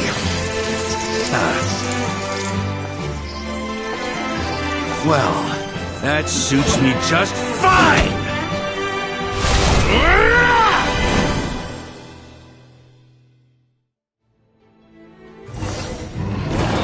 A knight is always true to their word. So please, keep your promise and return victorious. You are not alone. Right back at you, Varka.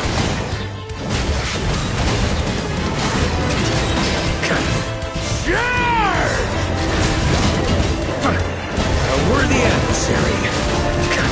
Up the ante! Up the ante! Huh?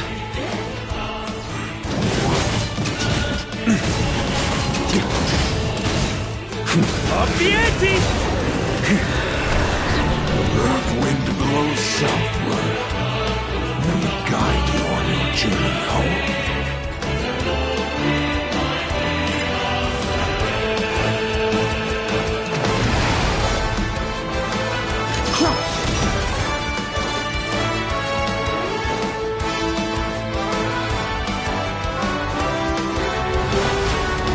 Leave it all to me!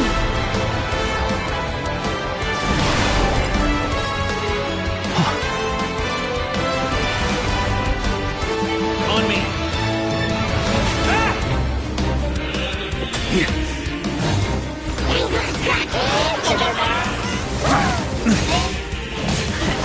There's an ice-cold drink with your name on it. Ready when you are. Don't go dying in a place like this, Varka.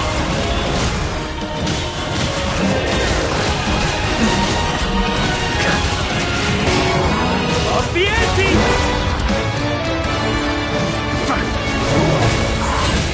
Maria sweeping in!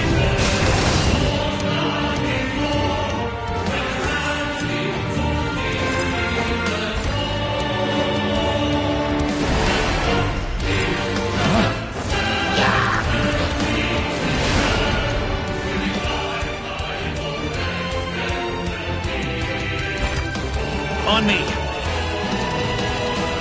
Try to keep up!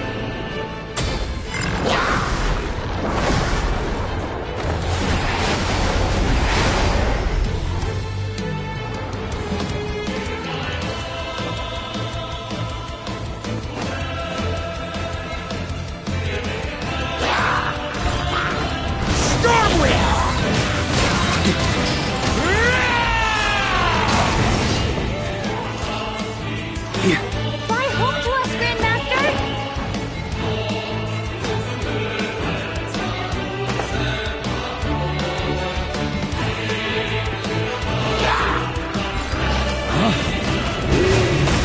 Spread your wings and soar toward a new dawn.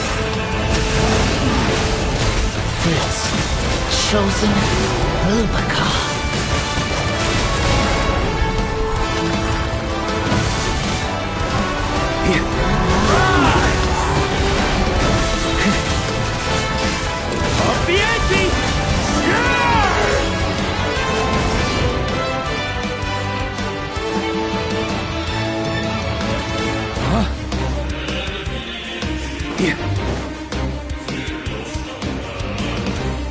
One final battle!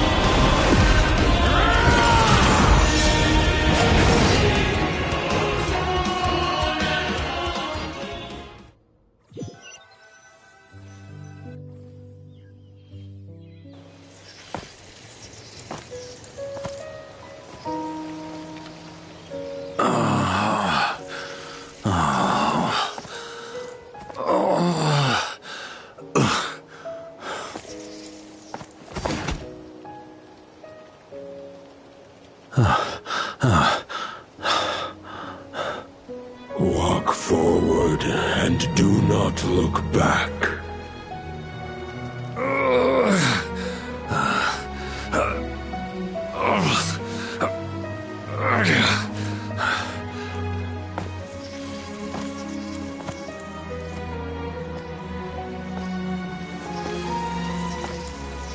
Varka, now I know the meaning of my name.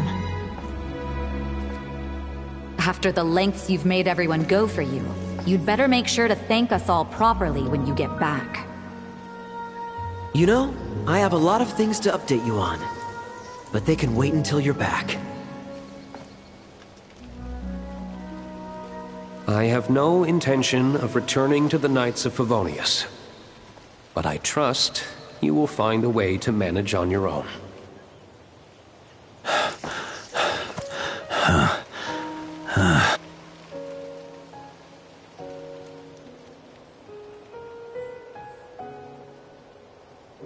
Grandmaster, we're all waiting for you.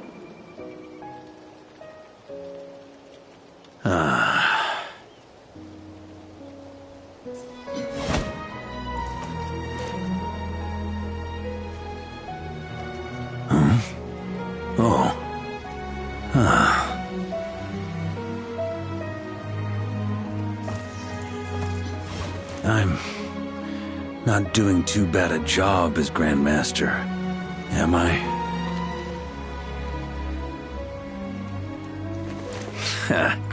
I'll take that silence as your approval.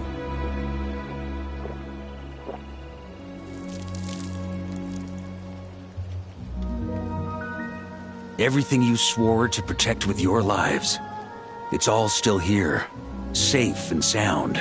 The Knights of Favonius, Mondstadt, and the oath sworn by every knight. I'll protect them all with my life. And so, I'll deliver that letter on your behalf.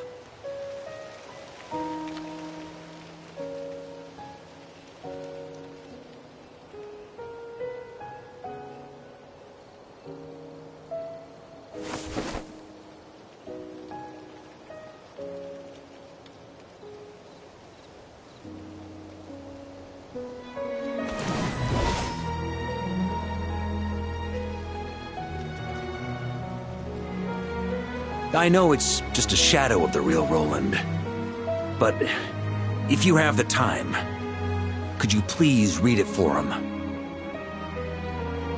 Rostam and Arundelen, they never forgot you.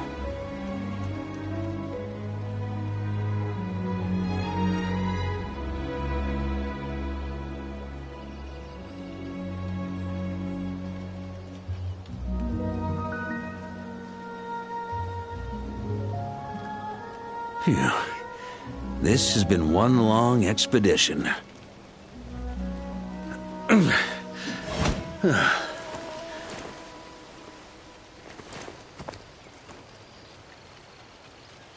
From here on out, I think I'll let the wind lead.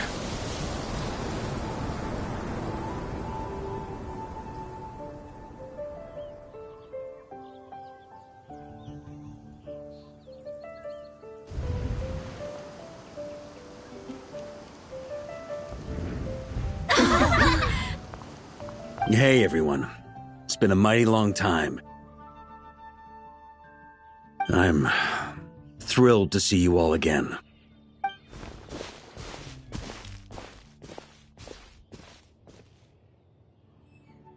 Welcome back, Grandmaster.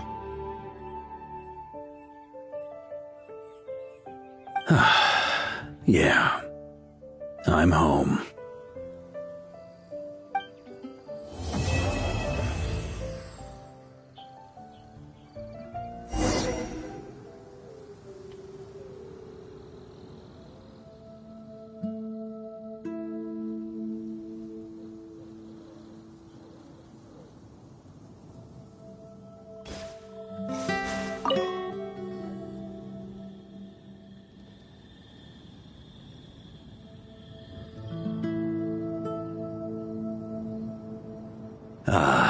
It's been a while since I felt this wind on my face. Just how I remember. So, is there anything you'd like to talk about? Now's your chance before I get dragged off to the office. His sword was just a decoy. I carried his soul in my own heart. That was the plan I was most certain would work. The second half, though, using everyone's thoughts to guide me back out of the ley lines, I wasn't too sure that would work out. All jokes aside, what would you have done if the Traveler hadn't been able to separate the wolf spirit from Roland's influence? Initially, I was planning to have Barbados carry out that step. But when I approached him about it, he said there was a much more suitable candidate. The Outlander who caught the wind. Turns out our trust was not misplaced. Thank you.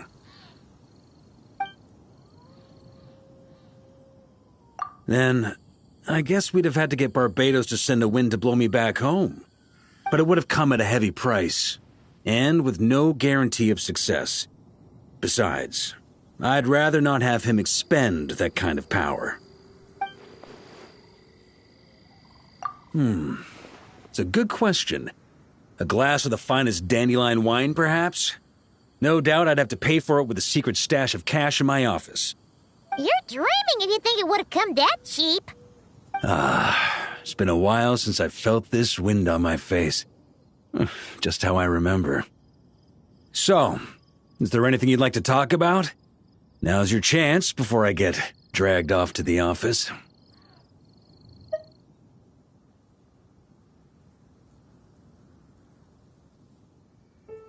Well, with the shadow of Roland vanquished, the Wild Hunt won't be able to consolidate their forces for the foreseeable future. A few knights will remain on rotation at the Nodcry stronghold, but everyone else will be sent home in waves.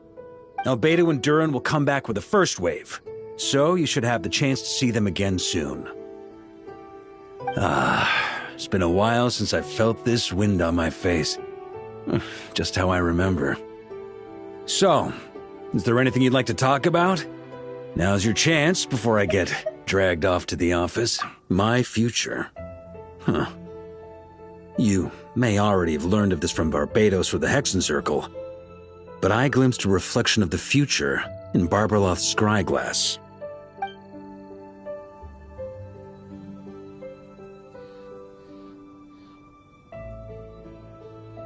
Correct. Although as things stand now, I believe we may have changed the course of the future. Thanks in no small part to you. Still, after I've tied up some loose ends with the Knights of Favonius, I'll need to make another trip back north. There's still a lot of work to be done at the Nodcry stronghold. Besides, the first group of knights who volunteered to stay there have yet to be relieved of their duty. How could I simply abandon them? Ah, how noble. But be honest, your main reason for going back to Nodcry is so you can dump all your work here on Jean again, isn't it? Wait, seriously?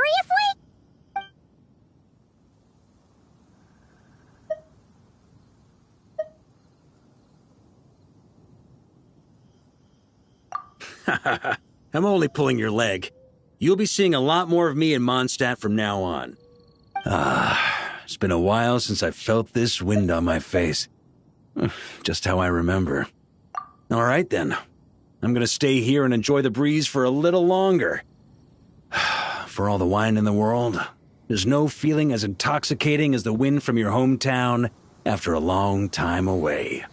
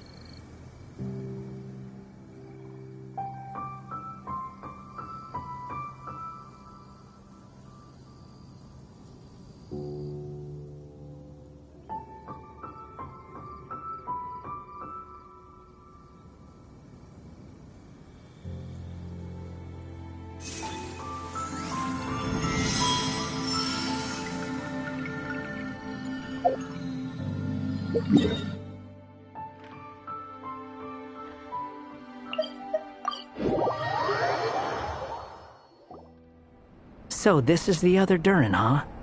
If this had been the dragon that ended up being revived in Mondstadt, there's no telling what kind of calamity that people would have had to endure. So, if you think about it like that, Durin's actually a hero. No, I'm just a little envious, that's all. Not everyone gets a chance to be a hero. Actually, most of the credit belongs to Albedo. Then again, barely anyone even remembers you at this point. So I guess there's not much left to envy. Ah, so you three still remember Durin. Looks like the memory loss hasn't spread to close friends. Yet. I guess that means my memory of you must still be complete as well. Albedo. You're finally here! Oh, boy, do we have a whole pile of questions for you! Oh, you're here too? I think I've pieced together some of what happened to him. But what's your take on things?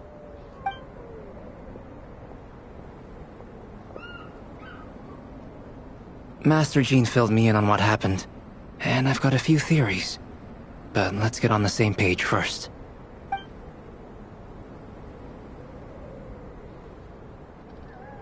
Well, physically, he's doing fine. His body is holding the abyssal power at bay. And there's nothing whatsoever to indicate any risk of collapse. So, from an alchemy point of view, there's nothing wrong with him? The issue isn't so much that the abyssal power within him has gotten out of control. It's that the connection between his will and body is fading.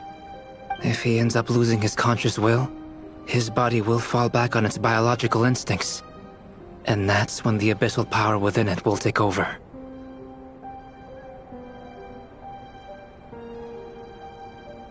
This book mentioned a witches' gathering.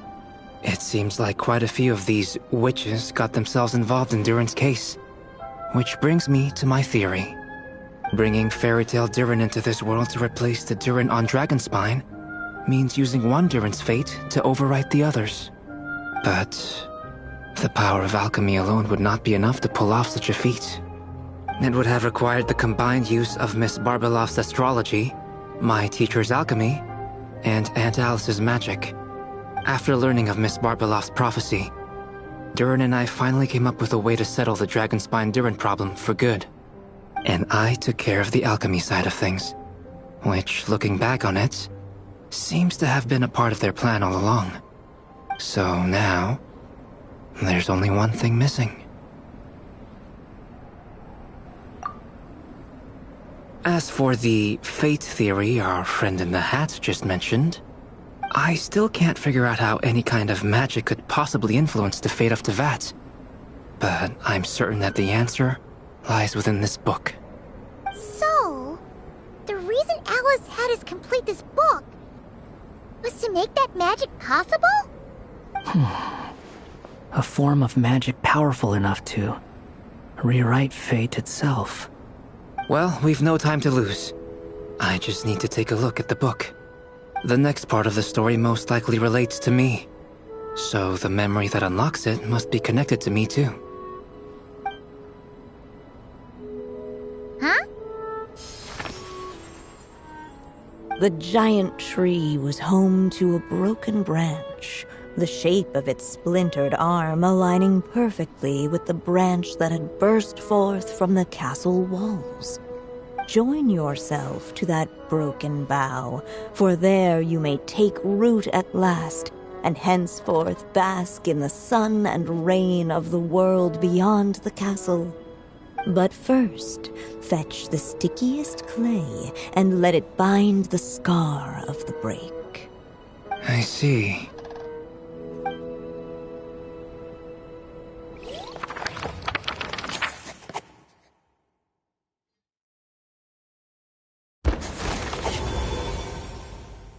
Guided by the breeze, the little dragon arrived at an alchemist's workshop.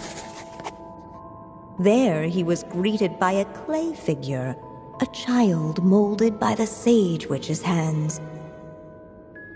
Though gentle in appearance, he had inherited his mother's cold, sharp wisdom.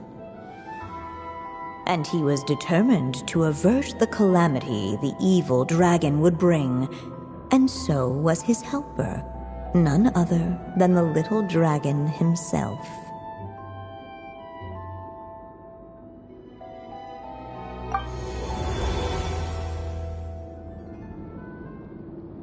What is this place? It looks like it's modeled after an alchemist's workshop. Or rather, a cliched stereotype of one. Albedo? Hold on. Why do I look like this? Oh, yeah! We forgot to tell you. Basically, the characters in the story are reflections of how Durin sees them. At least you're still human-shaped? Well, since Cat Guy has taken on a different appearance too, that must mean the two of us are both characters in the story. But you, Paimon, and Durin haven't changed at all. You must be special figures in some way. I'd like to know more about that too. But seeing as none of them can explain it, let's just concentrate on moving the plot forward.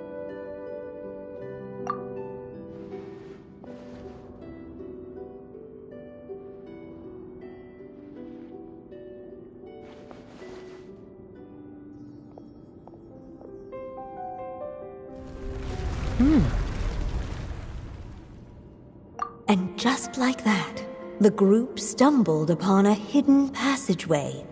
Intricately crafted, it seemed to lead them towards another exciting chapter of the tale. Come on! What are we waiting for? Next chapter, here we come! Ouch! But this was a chapter that had not yet been written. Ahead of them was a storyless void, and they could go no further. What? Then what's the point of having a path here? Sounds like a pretty bad habit for a writer.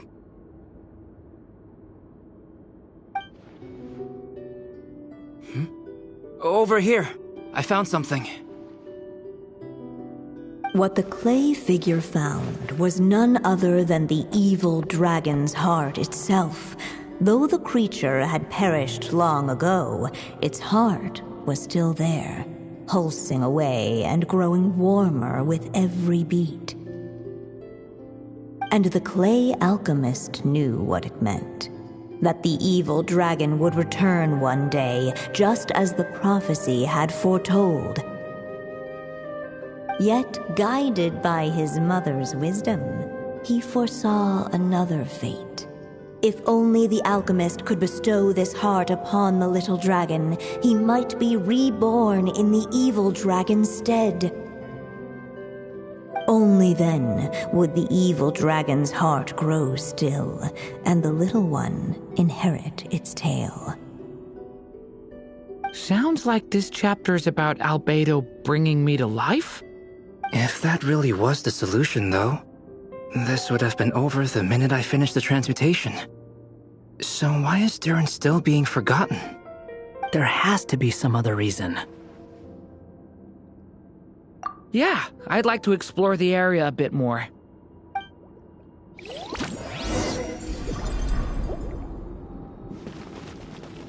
Unless the little dragon kept moving, eventually he would be forgotten. The evil dragon's heart continued to beat, as if waiting for the little dragon to accept it as his own. Looks like we have no choice but to get this done. Whatever happens next, Durin is going to need all of our help. Is everyone ready?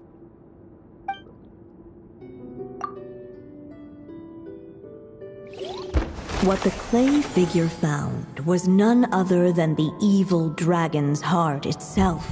Though the creature had perished long ago, its heart was still there, pulsing away and growing warmer with every beat. And the clay alchemist knew what it meant. That the evil dragon would return one day, just as the prophecy had foretold. Yet, guided by his mother's wisdom, he foresaw another fate. If only the alchemist could bestow this heart upon the little dragon, he might be reborn in the evil dragon's stead. Only then would the evil dragon's heart grow still, and the little one inherit its tale. At last, the little dragon accepted the evil dragon's heart, and a new life came into being. The evil dragon's heart beat in his chest, and the little dragon's soul guided him forward. Thus did the prophecy hold true, even as fate had been rewritten, and so was the little dragon born anew.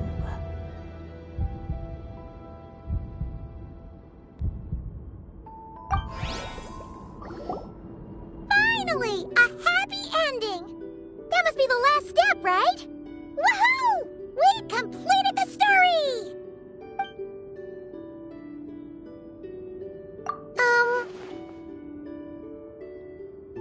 Born anew, the little dragon set off once more, his story far from over. Huh? So, that wasn't the end? What comes next might be the most crucial part of all. The real last step. If fate really is as devious as they say, then I say, show us what you've got. Wow! You're all so serious all of a sudden.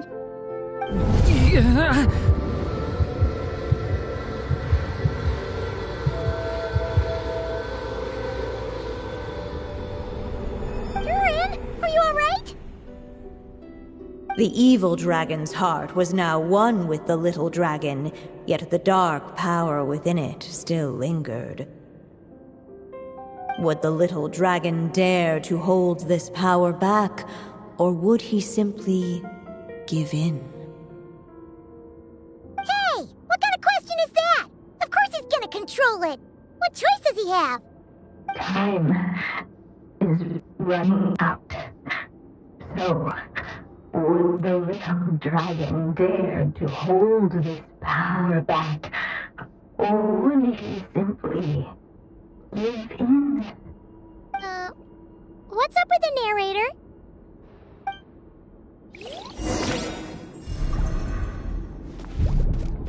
Would he dare to hold this power back? Or... The little dragon and his companions blank. Blank again. Huh? What's going on? Are we running out of ink? Once the ink runs out, is that the end of the story? I had a feeling this would happen. What's happening to the others? Now that the story's ink was spent, all that lay ahead were blank pages.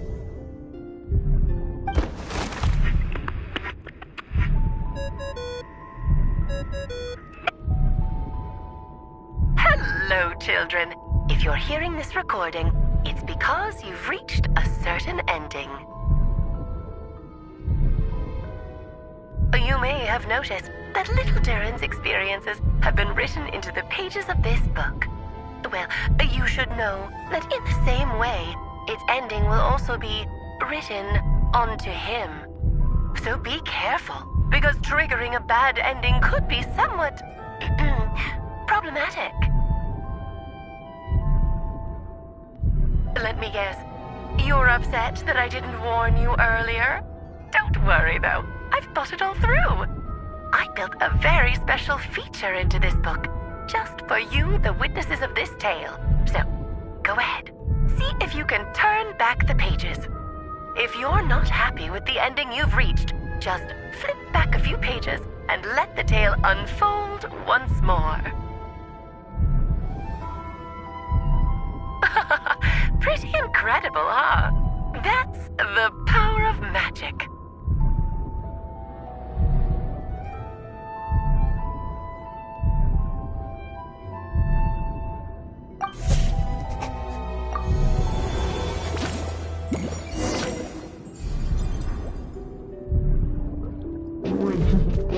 to hold this power map? Or would he simply... Returning to the castle.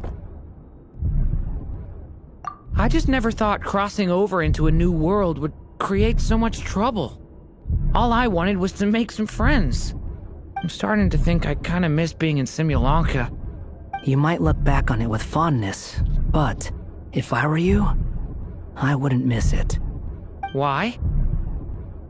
Sometimes, moving on with your life comes at a cost. But that's better than going nowhere at all. You don't have to worry, Durin. No matter what problem you face, there will always be a solution. Okay. Sometimes I wish I could just go back and see it again.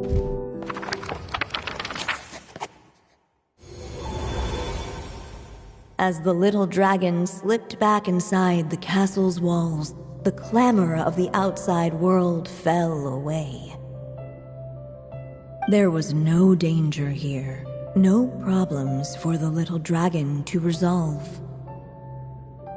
As soon as his mother finished her story, it was time for the child to drift off into the world of dreams.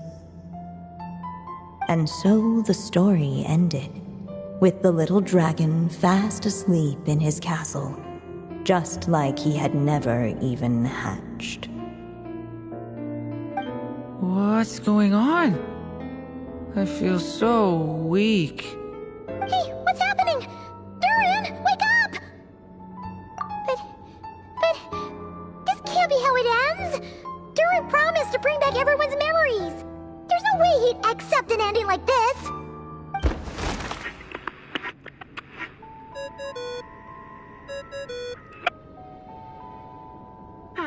Looks like you've discovered another possible ending. Do not lose hope.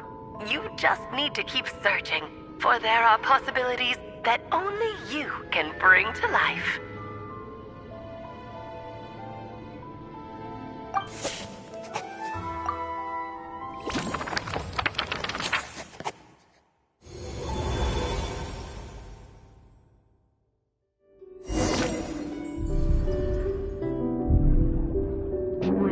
Dare to hold this power map? Or would he simply give in? Ahead of them was a storyless void, and they could go no further. Stay back!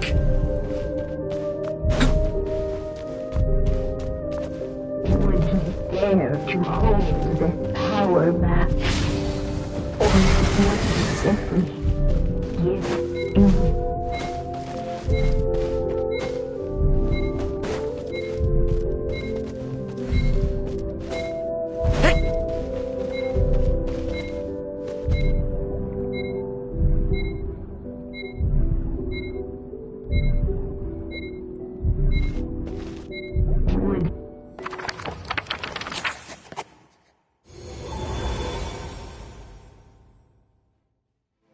The little dragon was at an impasse, and the dark power within him surged like a tide.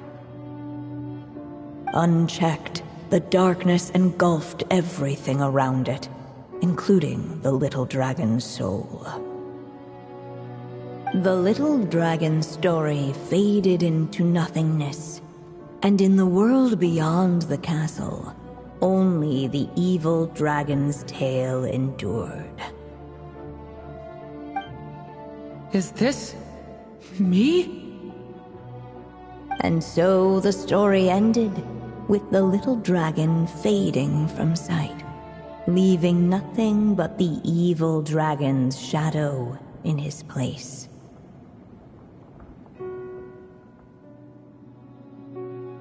Oh no! That means Durin... What do we do now?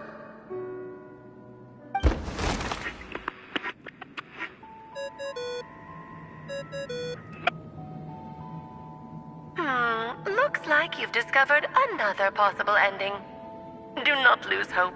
You just need to keep searching, for there are possibilities that only you can bring to life.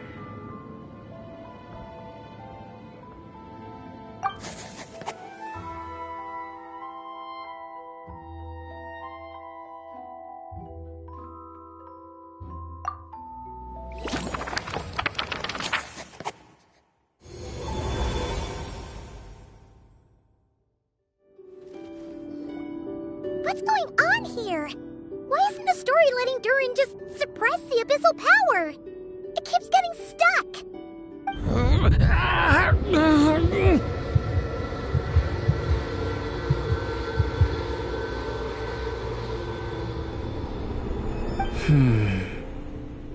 It seems the act of suppressing the power counts as an event in the story. In other words, we would need ink to write it in. So, what now? Did we use too much earlier? How are we supposed to write a happy ending with only this much left?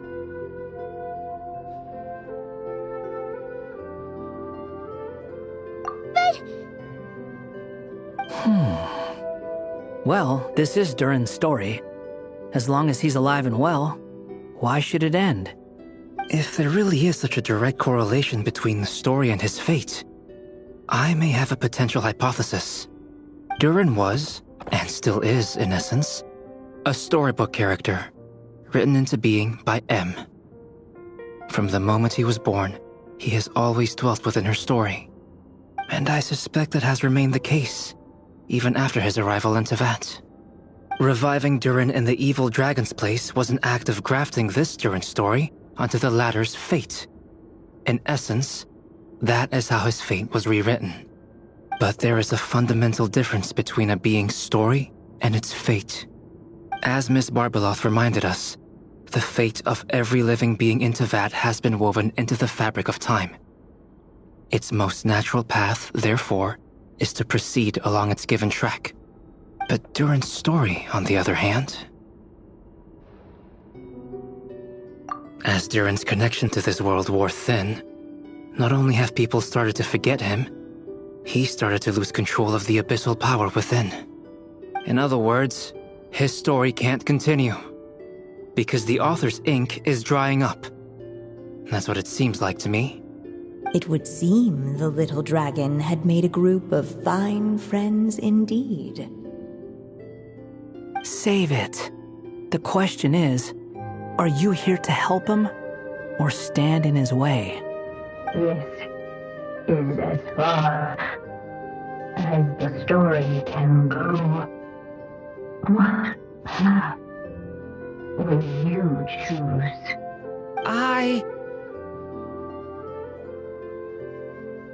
I suppose the final decision is up to me. It's hard to believe I never actually left my mother's story. If that's true, I'd like to go there and see for myself. By there, I take it you mean the blank pages of the unwritten chapter ahead? But we still don't even know how Alice's magic works. If Durin belongs inside the story, then going outside of it to some unwritten part, isn't that too risky? I'm not afraid.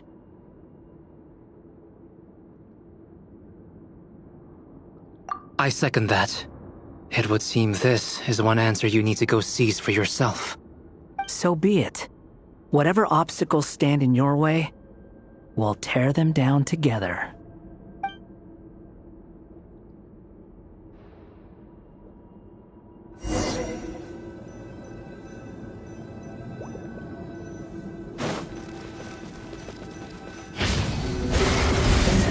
That invisible wall.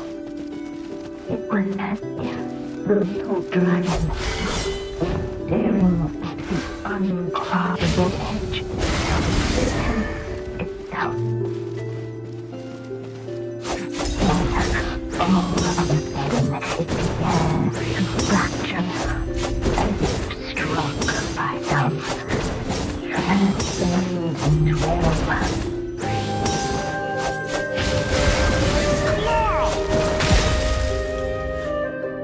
Gotta keep going.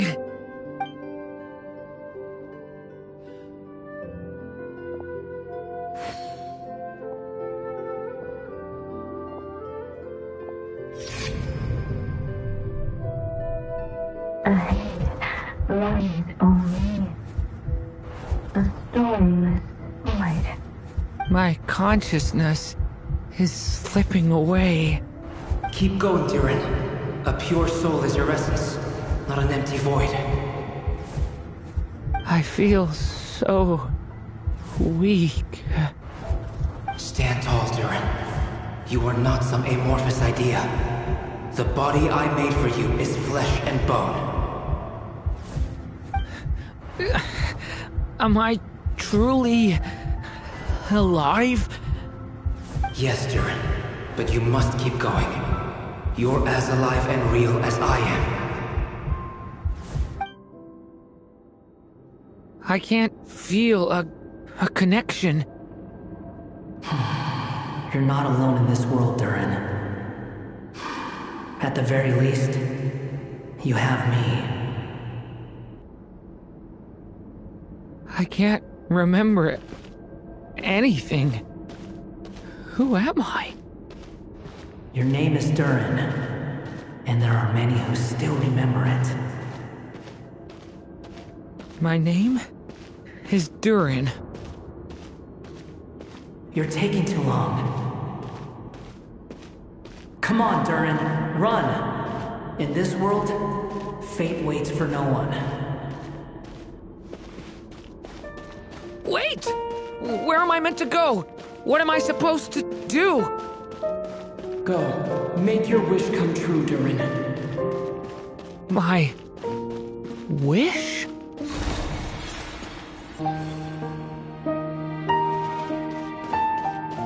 Your story's not over yet!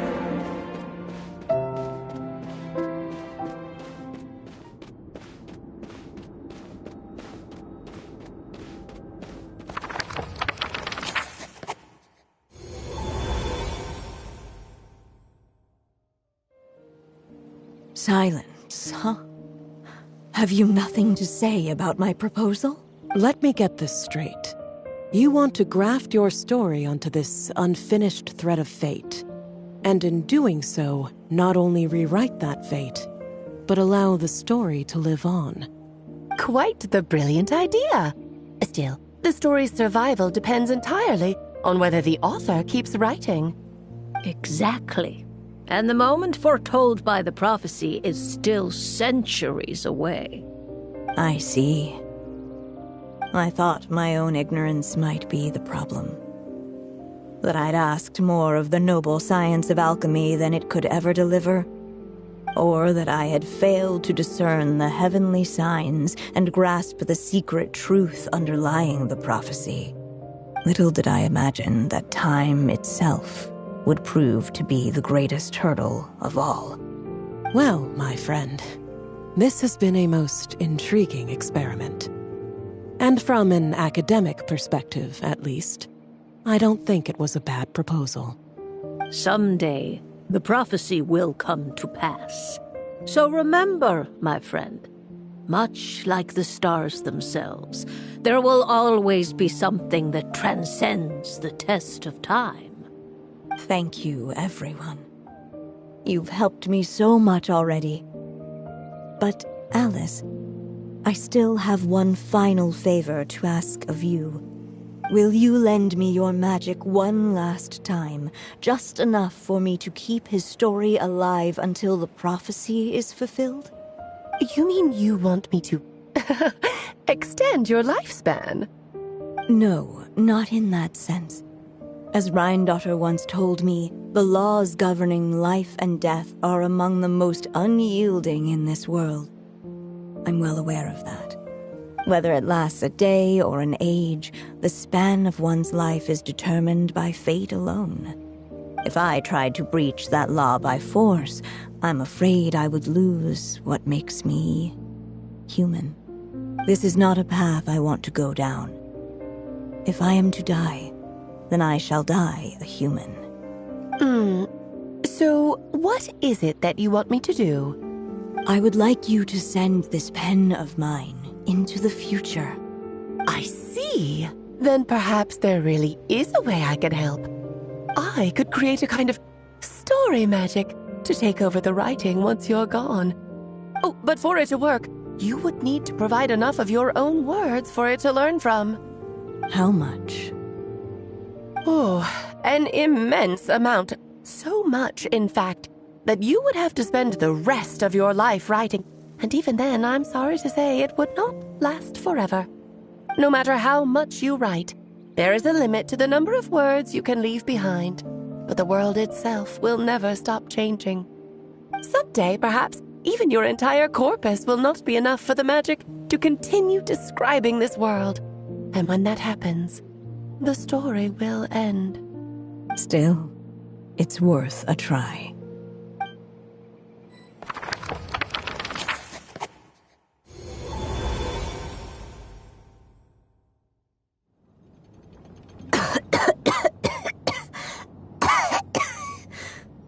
Oh, my dear Anya. Even after all this time, you're still... Look at you. You should be enjoying your old age in peace and quiet, especially now that things are finally returning to normal after that terrible calamity. Once he leaves Simulanka, things will only get more complicated. If his story is to continue, there needs to be more material for the magic to draw upon. I'll just have to skip over some of the less important details. Anya, why do you insist on sending him out of the storybook world? Why must he face his fate in Teyvat? Why not just let him remain within the story? With my magic, even fate's curse could be undone and he could live happily ever after. I suppose. In fairy tales, all it takes is a heartfelt wish. And even a wooden puppet can turn himself into a real boy and live happily ever after. That's just how fairy tales end, isn't it? But have you ever wondered what happens to the main character after the ever after? Tell me, Alice, in your eyes, what would be a writer's greatest regret? To leave a story without an ending. Not a bad answer. It's true, many writers come to consider that their greatest regret. But I see things differently. My greatest regret is that every story I write has to come to an end in the first place. Anya. No matter how brilliantly a character shines, the moment their story ends, their potential is lost forever. For them, the story itself becomes an inescapable fate. But what if, instead, I could place my pen in their hand and let them continue the story themselves? You mean... You said it yourself. I can only leave so many words behind. Even with your magic, the idea that I could keep the story going until the prophecy comes to pass is wishful thinking at best. But I've found a way to use your magic to transform some of my finished stories into a special kind of ink. This ink is a magical medium he can use to complete the story the way he wants to. For what is storytelling but another kind of magic? And if he can experience the whole tale himself while leaving behind his own wishes and aspirations, even once he reaches the chapter where I stopped, he'll still be able to carry the story forward on his own. And so, by leaving him this ink, I can entrust him with the responsibility of writing his own story. A character with the power to write their own story. That way, he'll finally be free from the cage that is my pen, And like anyone else living in the real world, he can go on to create a life of his own. And you no longer need to worry about the constraints of my magic. What a brilliant idea, Anya. But there are still risks. First of all, once he arrives in Teyvat, he'll have to rely entirely on the story you left him to maintain his connection to that world. As you gradually hand over creative control, that connection will grow weaker, and at some point, he might lose it altogether. But at the same time, he'll also have the chance to forge that connection for himself. The issue is, this method taps into too many of Teyvat's core secrets. Any overt hints you try to leave will be erased in no time.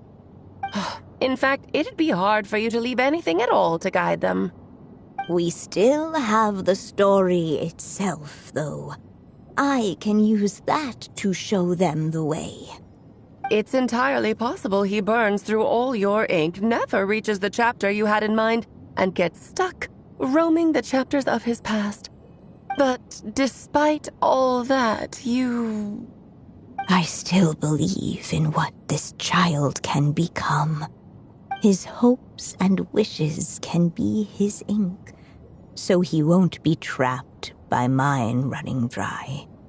Oh, what the writer you are, Anya. Your imagination never ceases to amaze.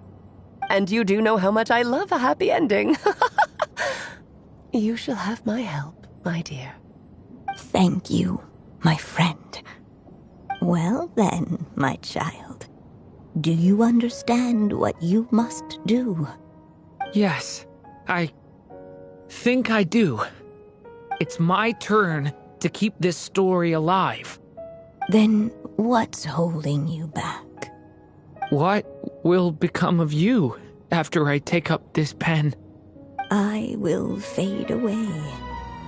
There will no longer be a reason for me to go on existing. My child, or your mother, I should say, passed away long ago. The voice you're hearing is nothing but a magical echo that has now fulfilled its purpose. You needn't feel so reluctant to let me go. I know my mother died long ago. It's just, when you lose your mom too soon, it's hard to tear yourself away from the stories she used to read. I guess it's a silly way of pretending she's still here, by your side. Durin. But after coming to this world and traveling it with my friends, facing all kinds of enemies together, I suddenly realized I couldn't just sit around listening to my mother's stories because I'd found a new purpose in life. Maybe this is just what growing up feels like. With all my new friends waiting, it's time I finally set aside my mother's storybook. I'm ready to grow up now, Mom.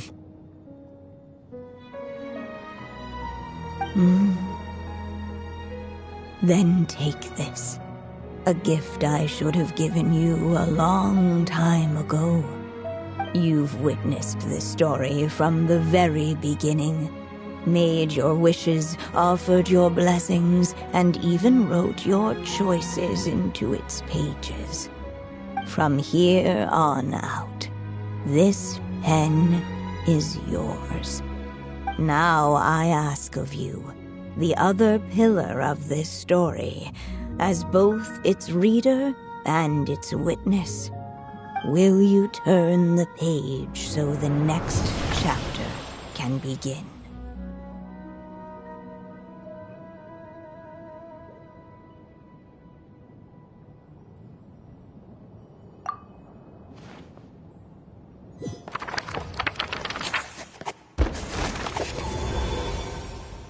Suddenly, and without warning, the powers of darkness struck.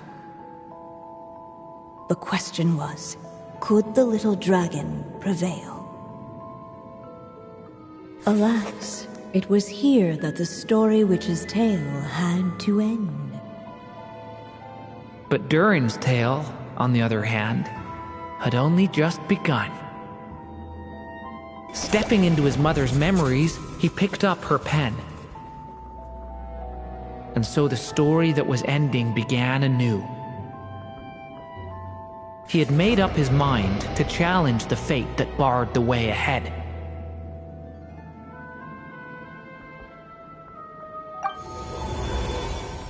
Looks like this is the final step. A chance to strike back at fate? Now that's not something that comes knocking every day.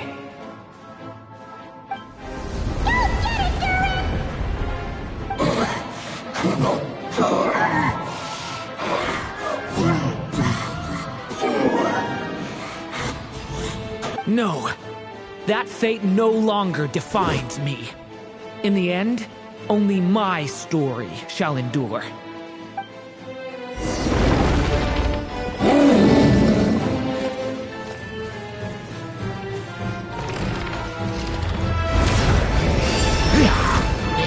Watch out! Stop that!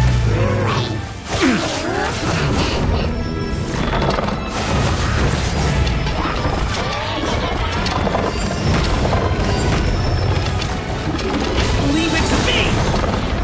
Okay! Life!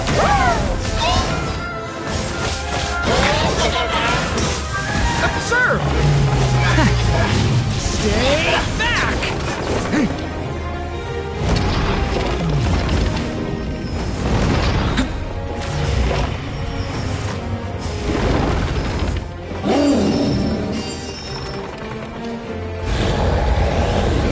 No dodging this one. Here, I'll help lift you up.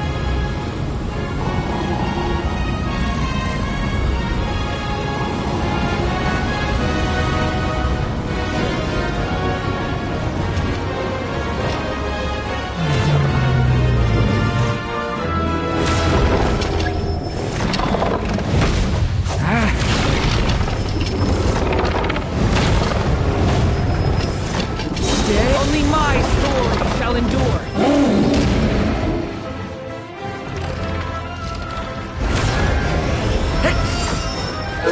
Turning point in space!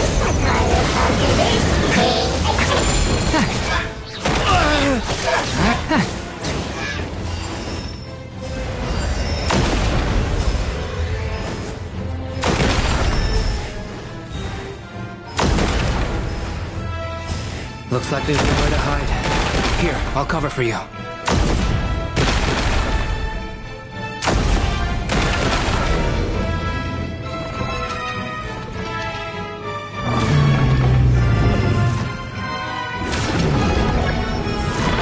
This time, the light prevails.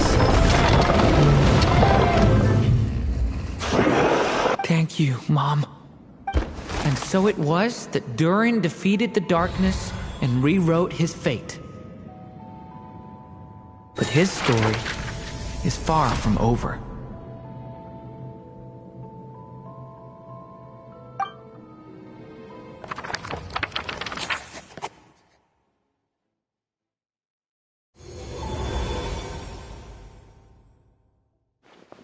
Is everyone okay? We're fine, thanks. And hey, we all saw how you fought back there. That was awesome! I have to admit, I do feel like something in me has changed. I owe you all so much. Without your help, I don't know if I could have ever made it this far. Just a shame I could only help out from the sidelines. Like I said before, it's not every day that you get to put fate in its place. Well, I'm sure you'll hear it someday. Hear what? The chance to strike back at fate knocking at your door. Yeah, maybe someday. Allow me to just check one thing.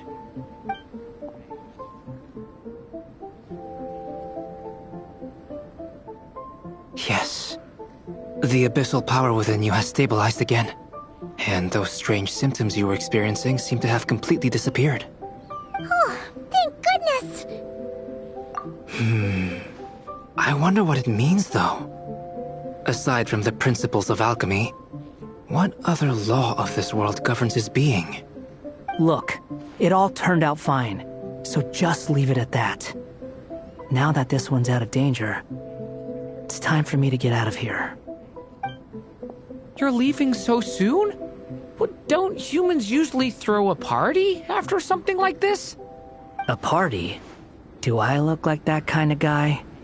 Anyway, come find me again next time you're in trouble. That's what friends are for, right? In a way, though, he is right.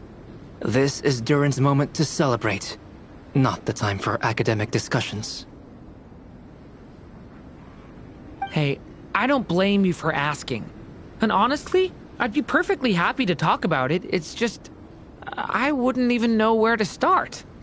It's all right. I'm sure we'll get a chance at some point. After all, your story's only just begun. Mm-hmm. All right then. Traveler and Paimon, we'll part ways here. Given the extraordinary nature of the things we witnessed today, I need to make sure it's all recorded properly. Okay, see ya! So, it's party time next? Huh?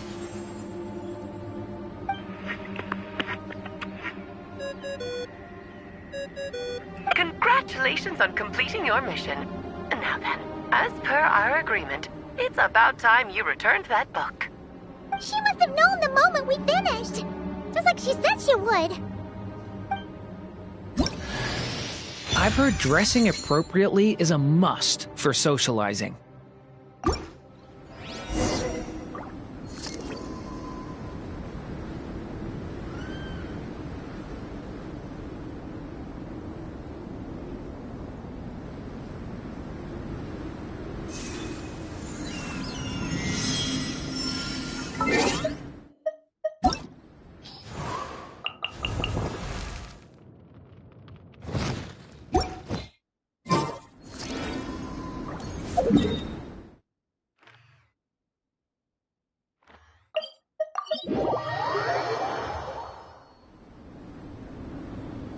Oh, my writer and witness. It's been quite the journey, hasn't it? You had special plans for the Traveler from the start, didn't you? But of course, that goes without saying. For a story to live on, it needs both a writer and a reader. Only then can my magic take effect. I chose the Traveler as the witness because of the special nature of who he is. It's not easy finding someone with that kind of background, you know. For a moment, I even considered taking the role myself.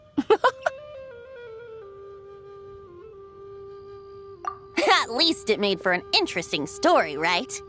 Huh? What are you doing here, tone-deaf bard? With the Hexenzirkel carrying out such a risky experiment in Mondstadt, it didn't cross your minds that the Animo Archon might be slightly curious? Sorry for the trouble, Lord Barbados. Think nothing of it. I dare say the Animo Archon quite enjoyed coming along for the ride.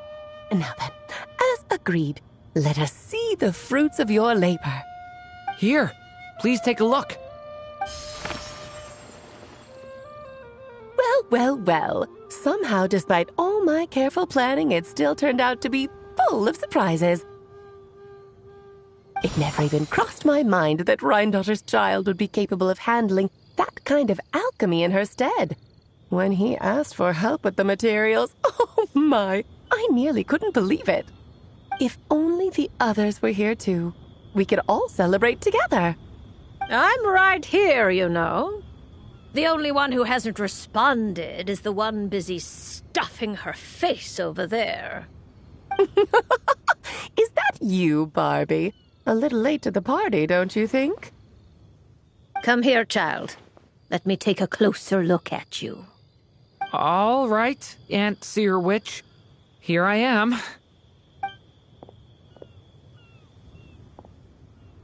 Just as I thought. This child's fate does not appear among the stars.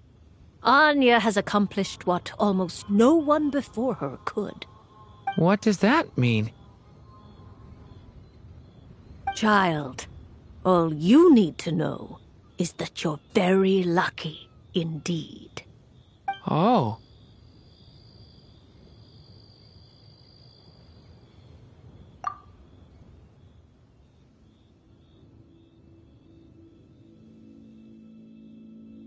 Just like how she was in the story, huh?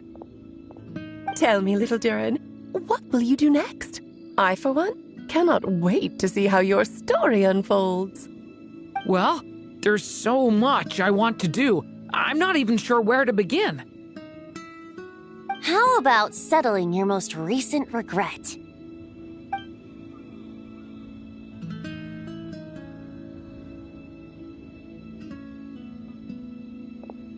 Not so fast, Tone-Deaf Bard! What exactly did you just tell Durin to do? To make the long overdue wish come true. Thank you once again, Alice. How much time do you have left? I believe these should be my final moments. Just enough time to say goodbye to my dearest friend. This feels like having to say our final goodbyes all over again. I don't like it. Not one bit. I don't know how to respond to that. Strange. You were always such a cheerful figure in my stories. I even dubbed you the Merry Witch, you know. Oh, please. You know full well it was your stories that first taught me what true pain and sadness felt like. Aside from saying goodbye to me, shouldn't you also leave a few words for the child? Since the book will be his to continue, why don't you write him a little parting note? There's no need. His mother already did that long, long ago. All that remains is for me to convey it on her behalf.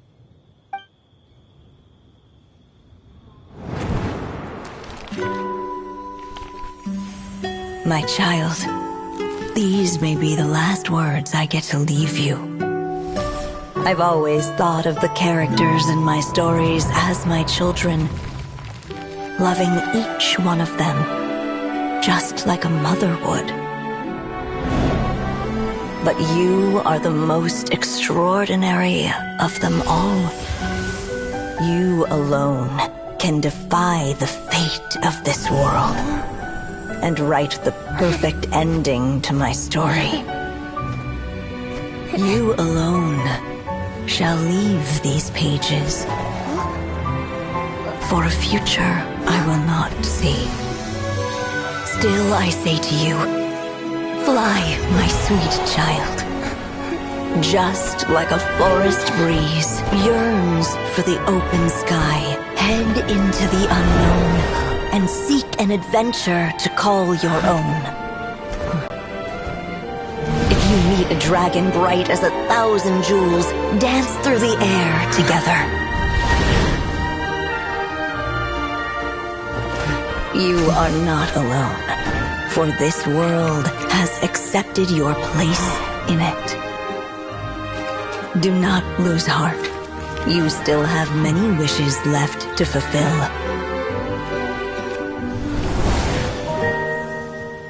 A long tale awaits you, my love. Let songs and flowers be the ink that fills its pages. Take my pen and use it to continue your story.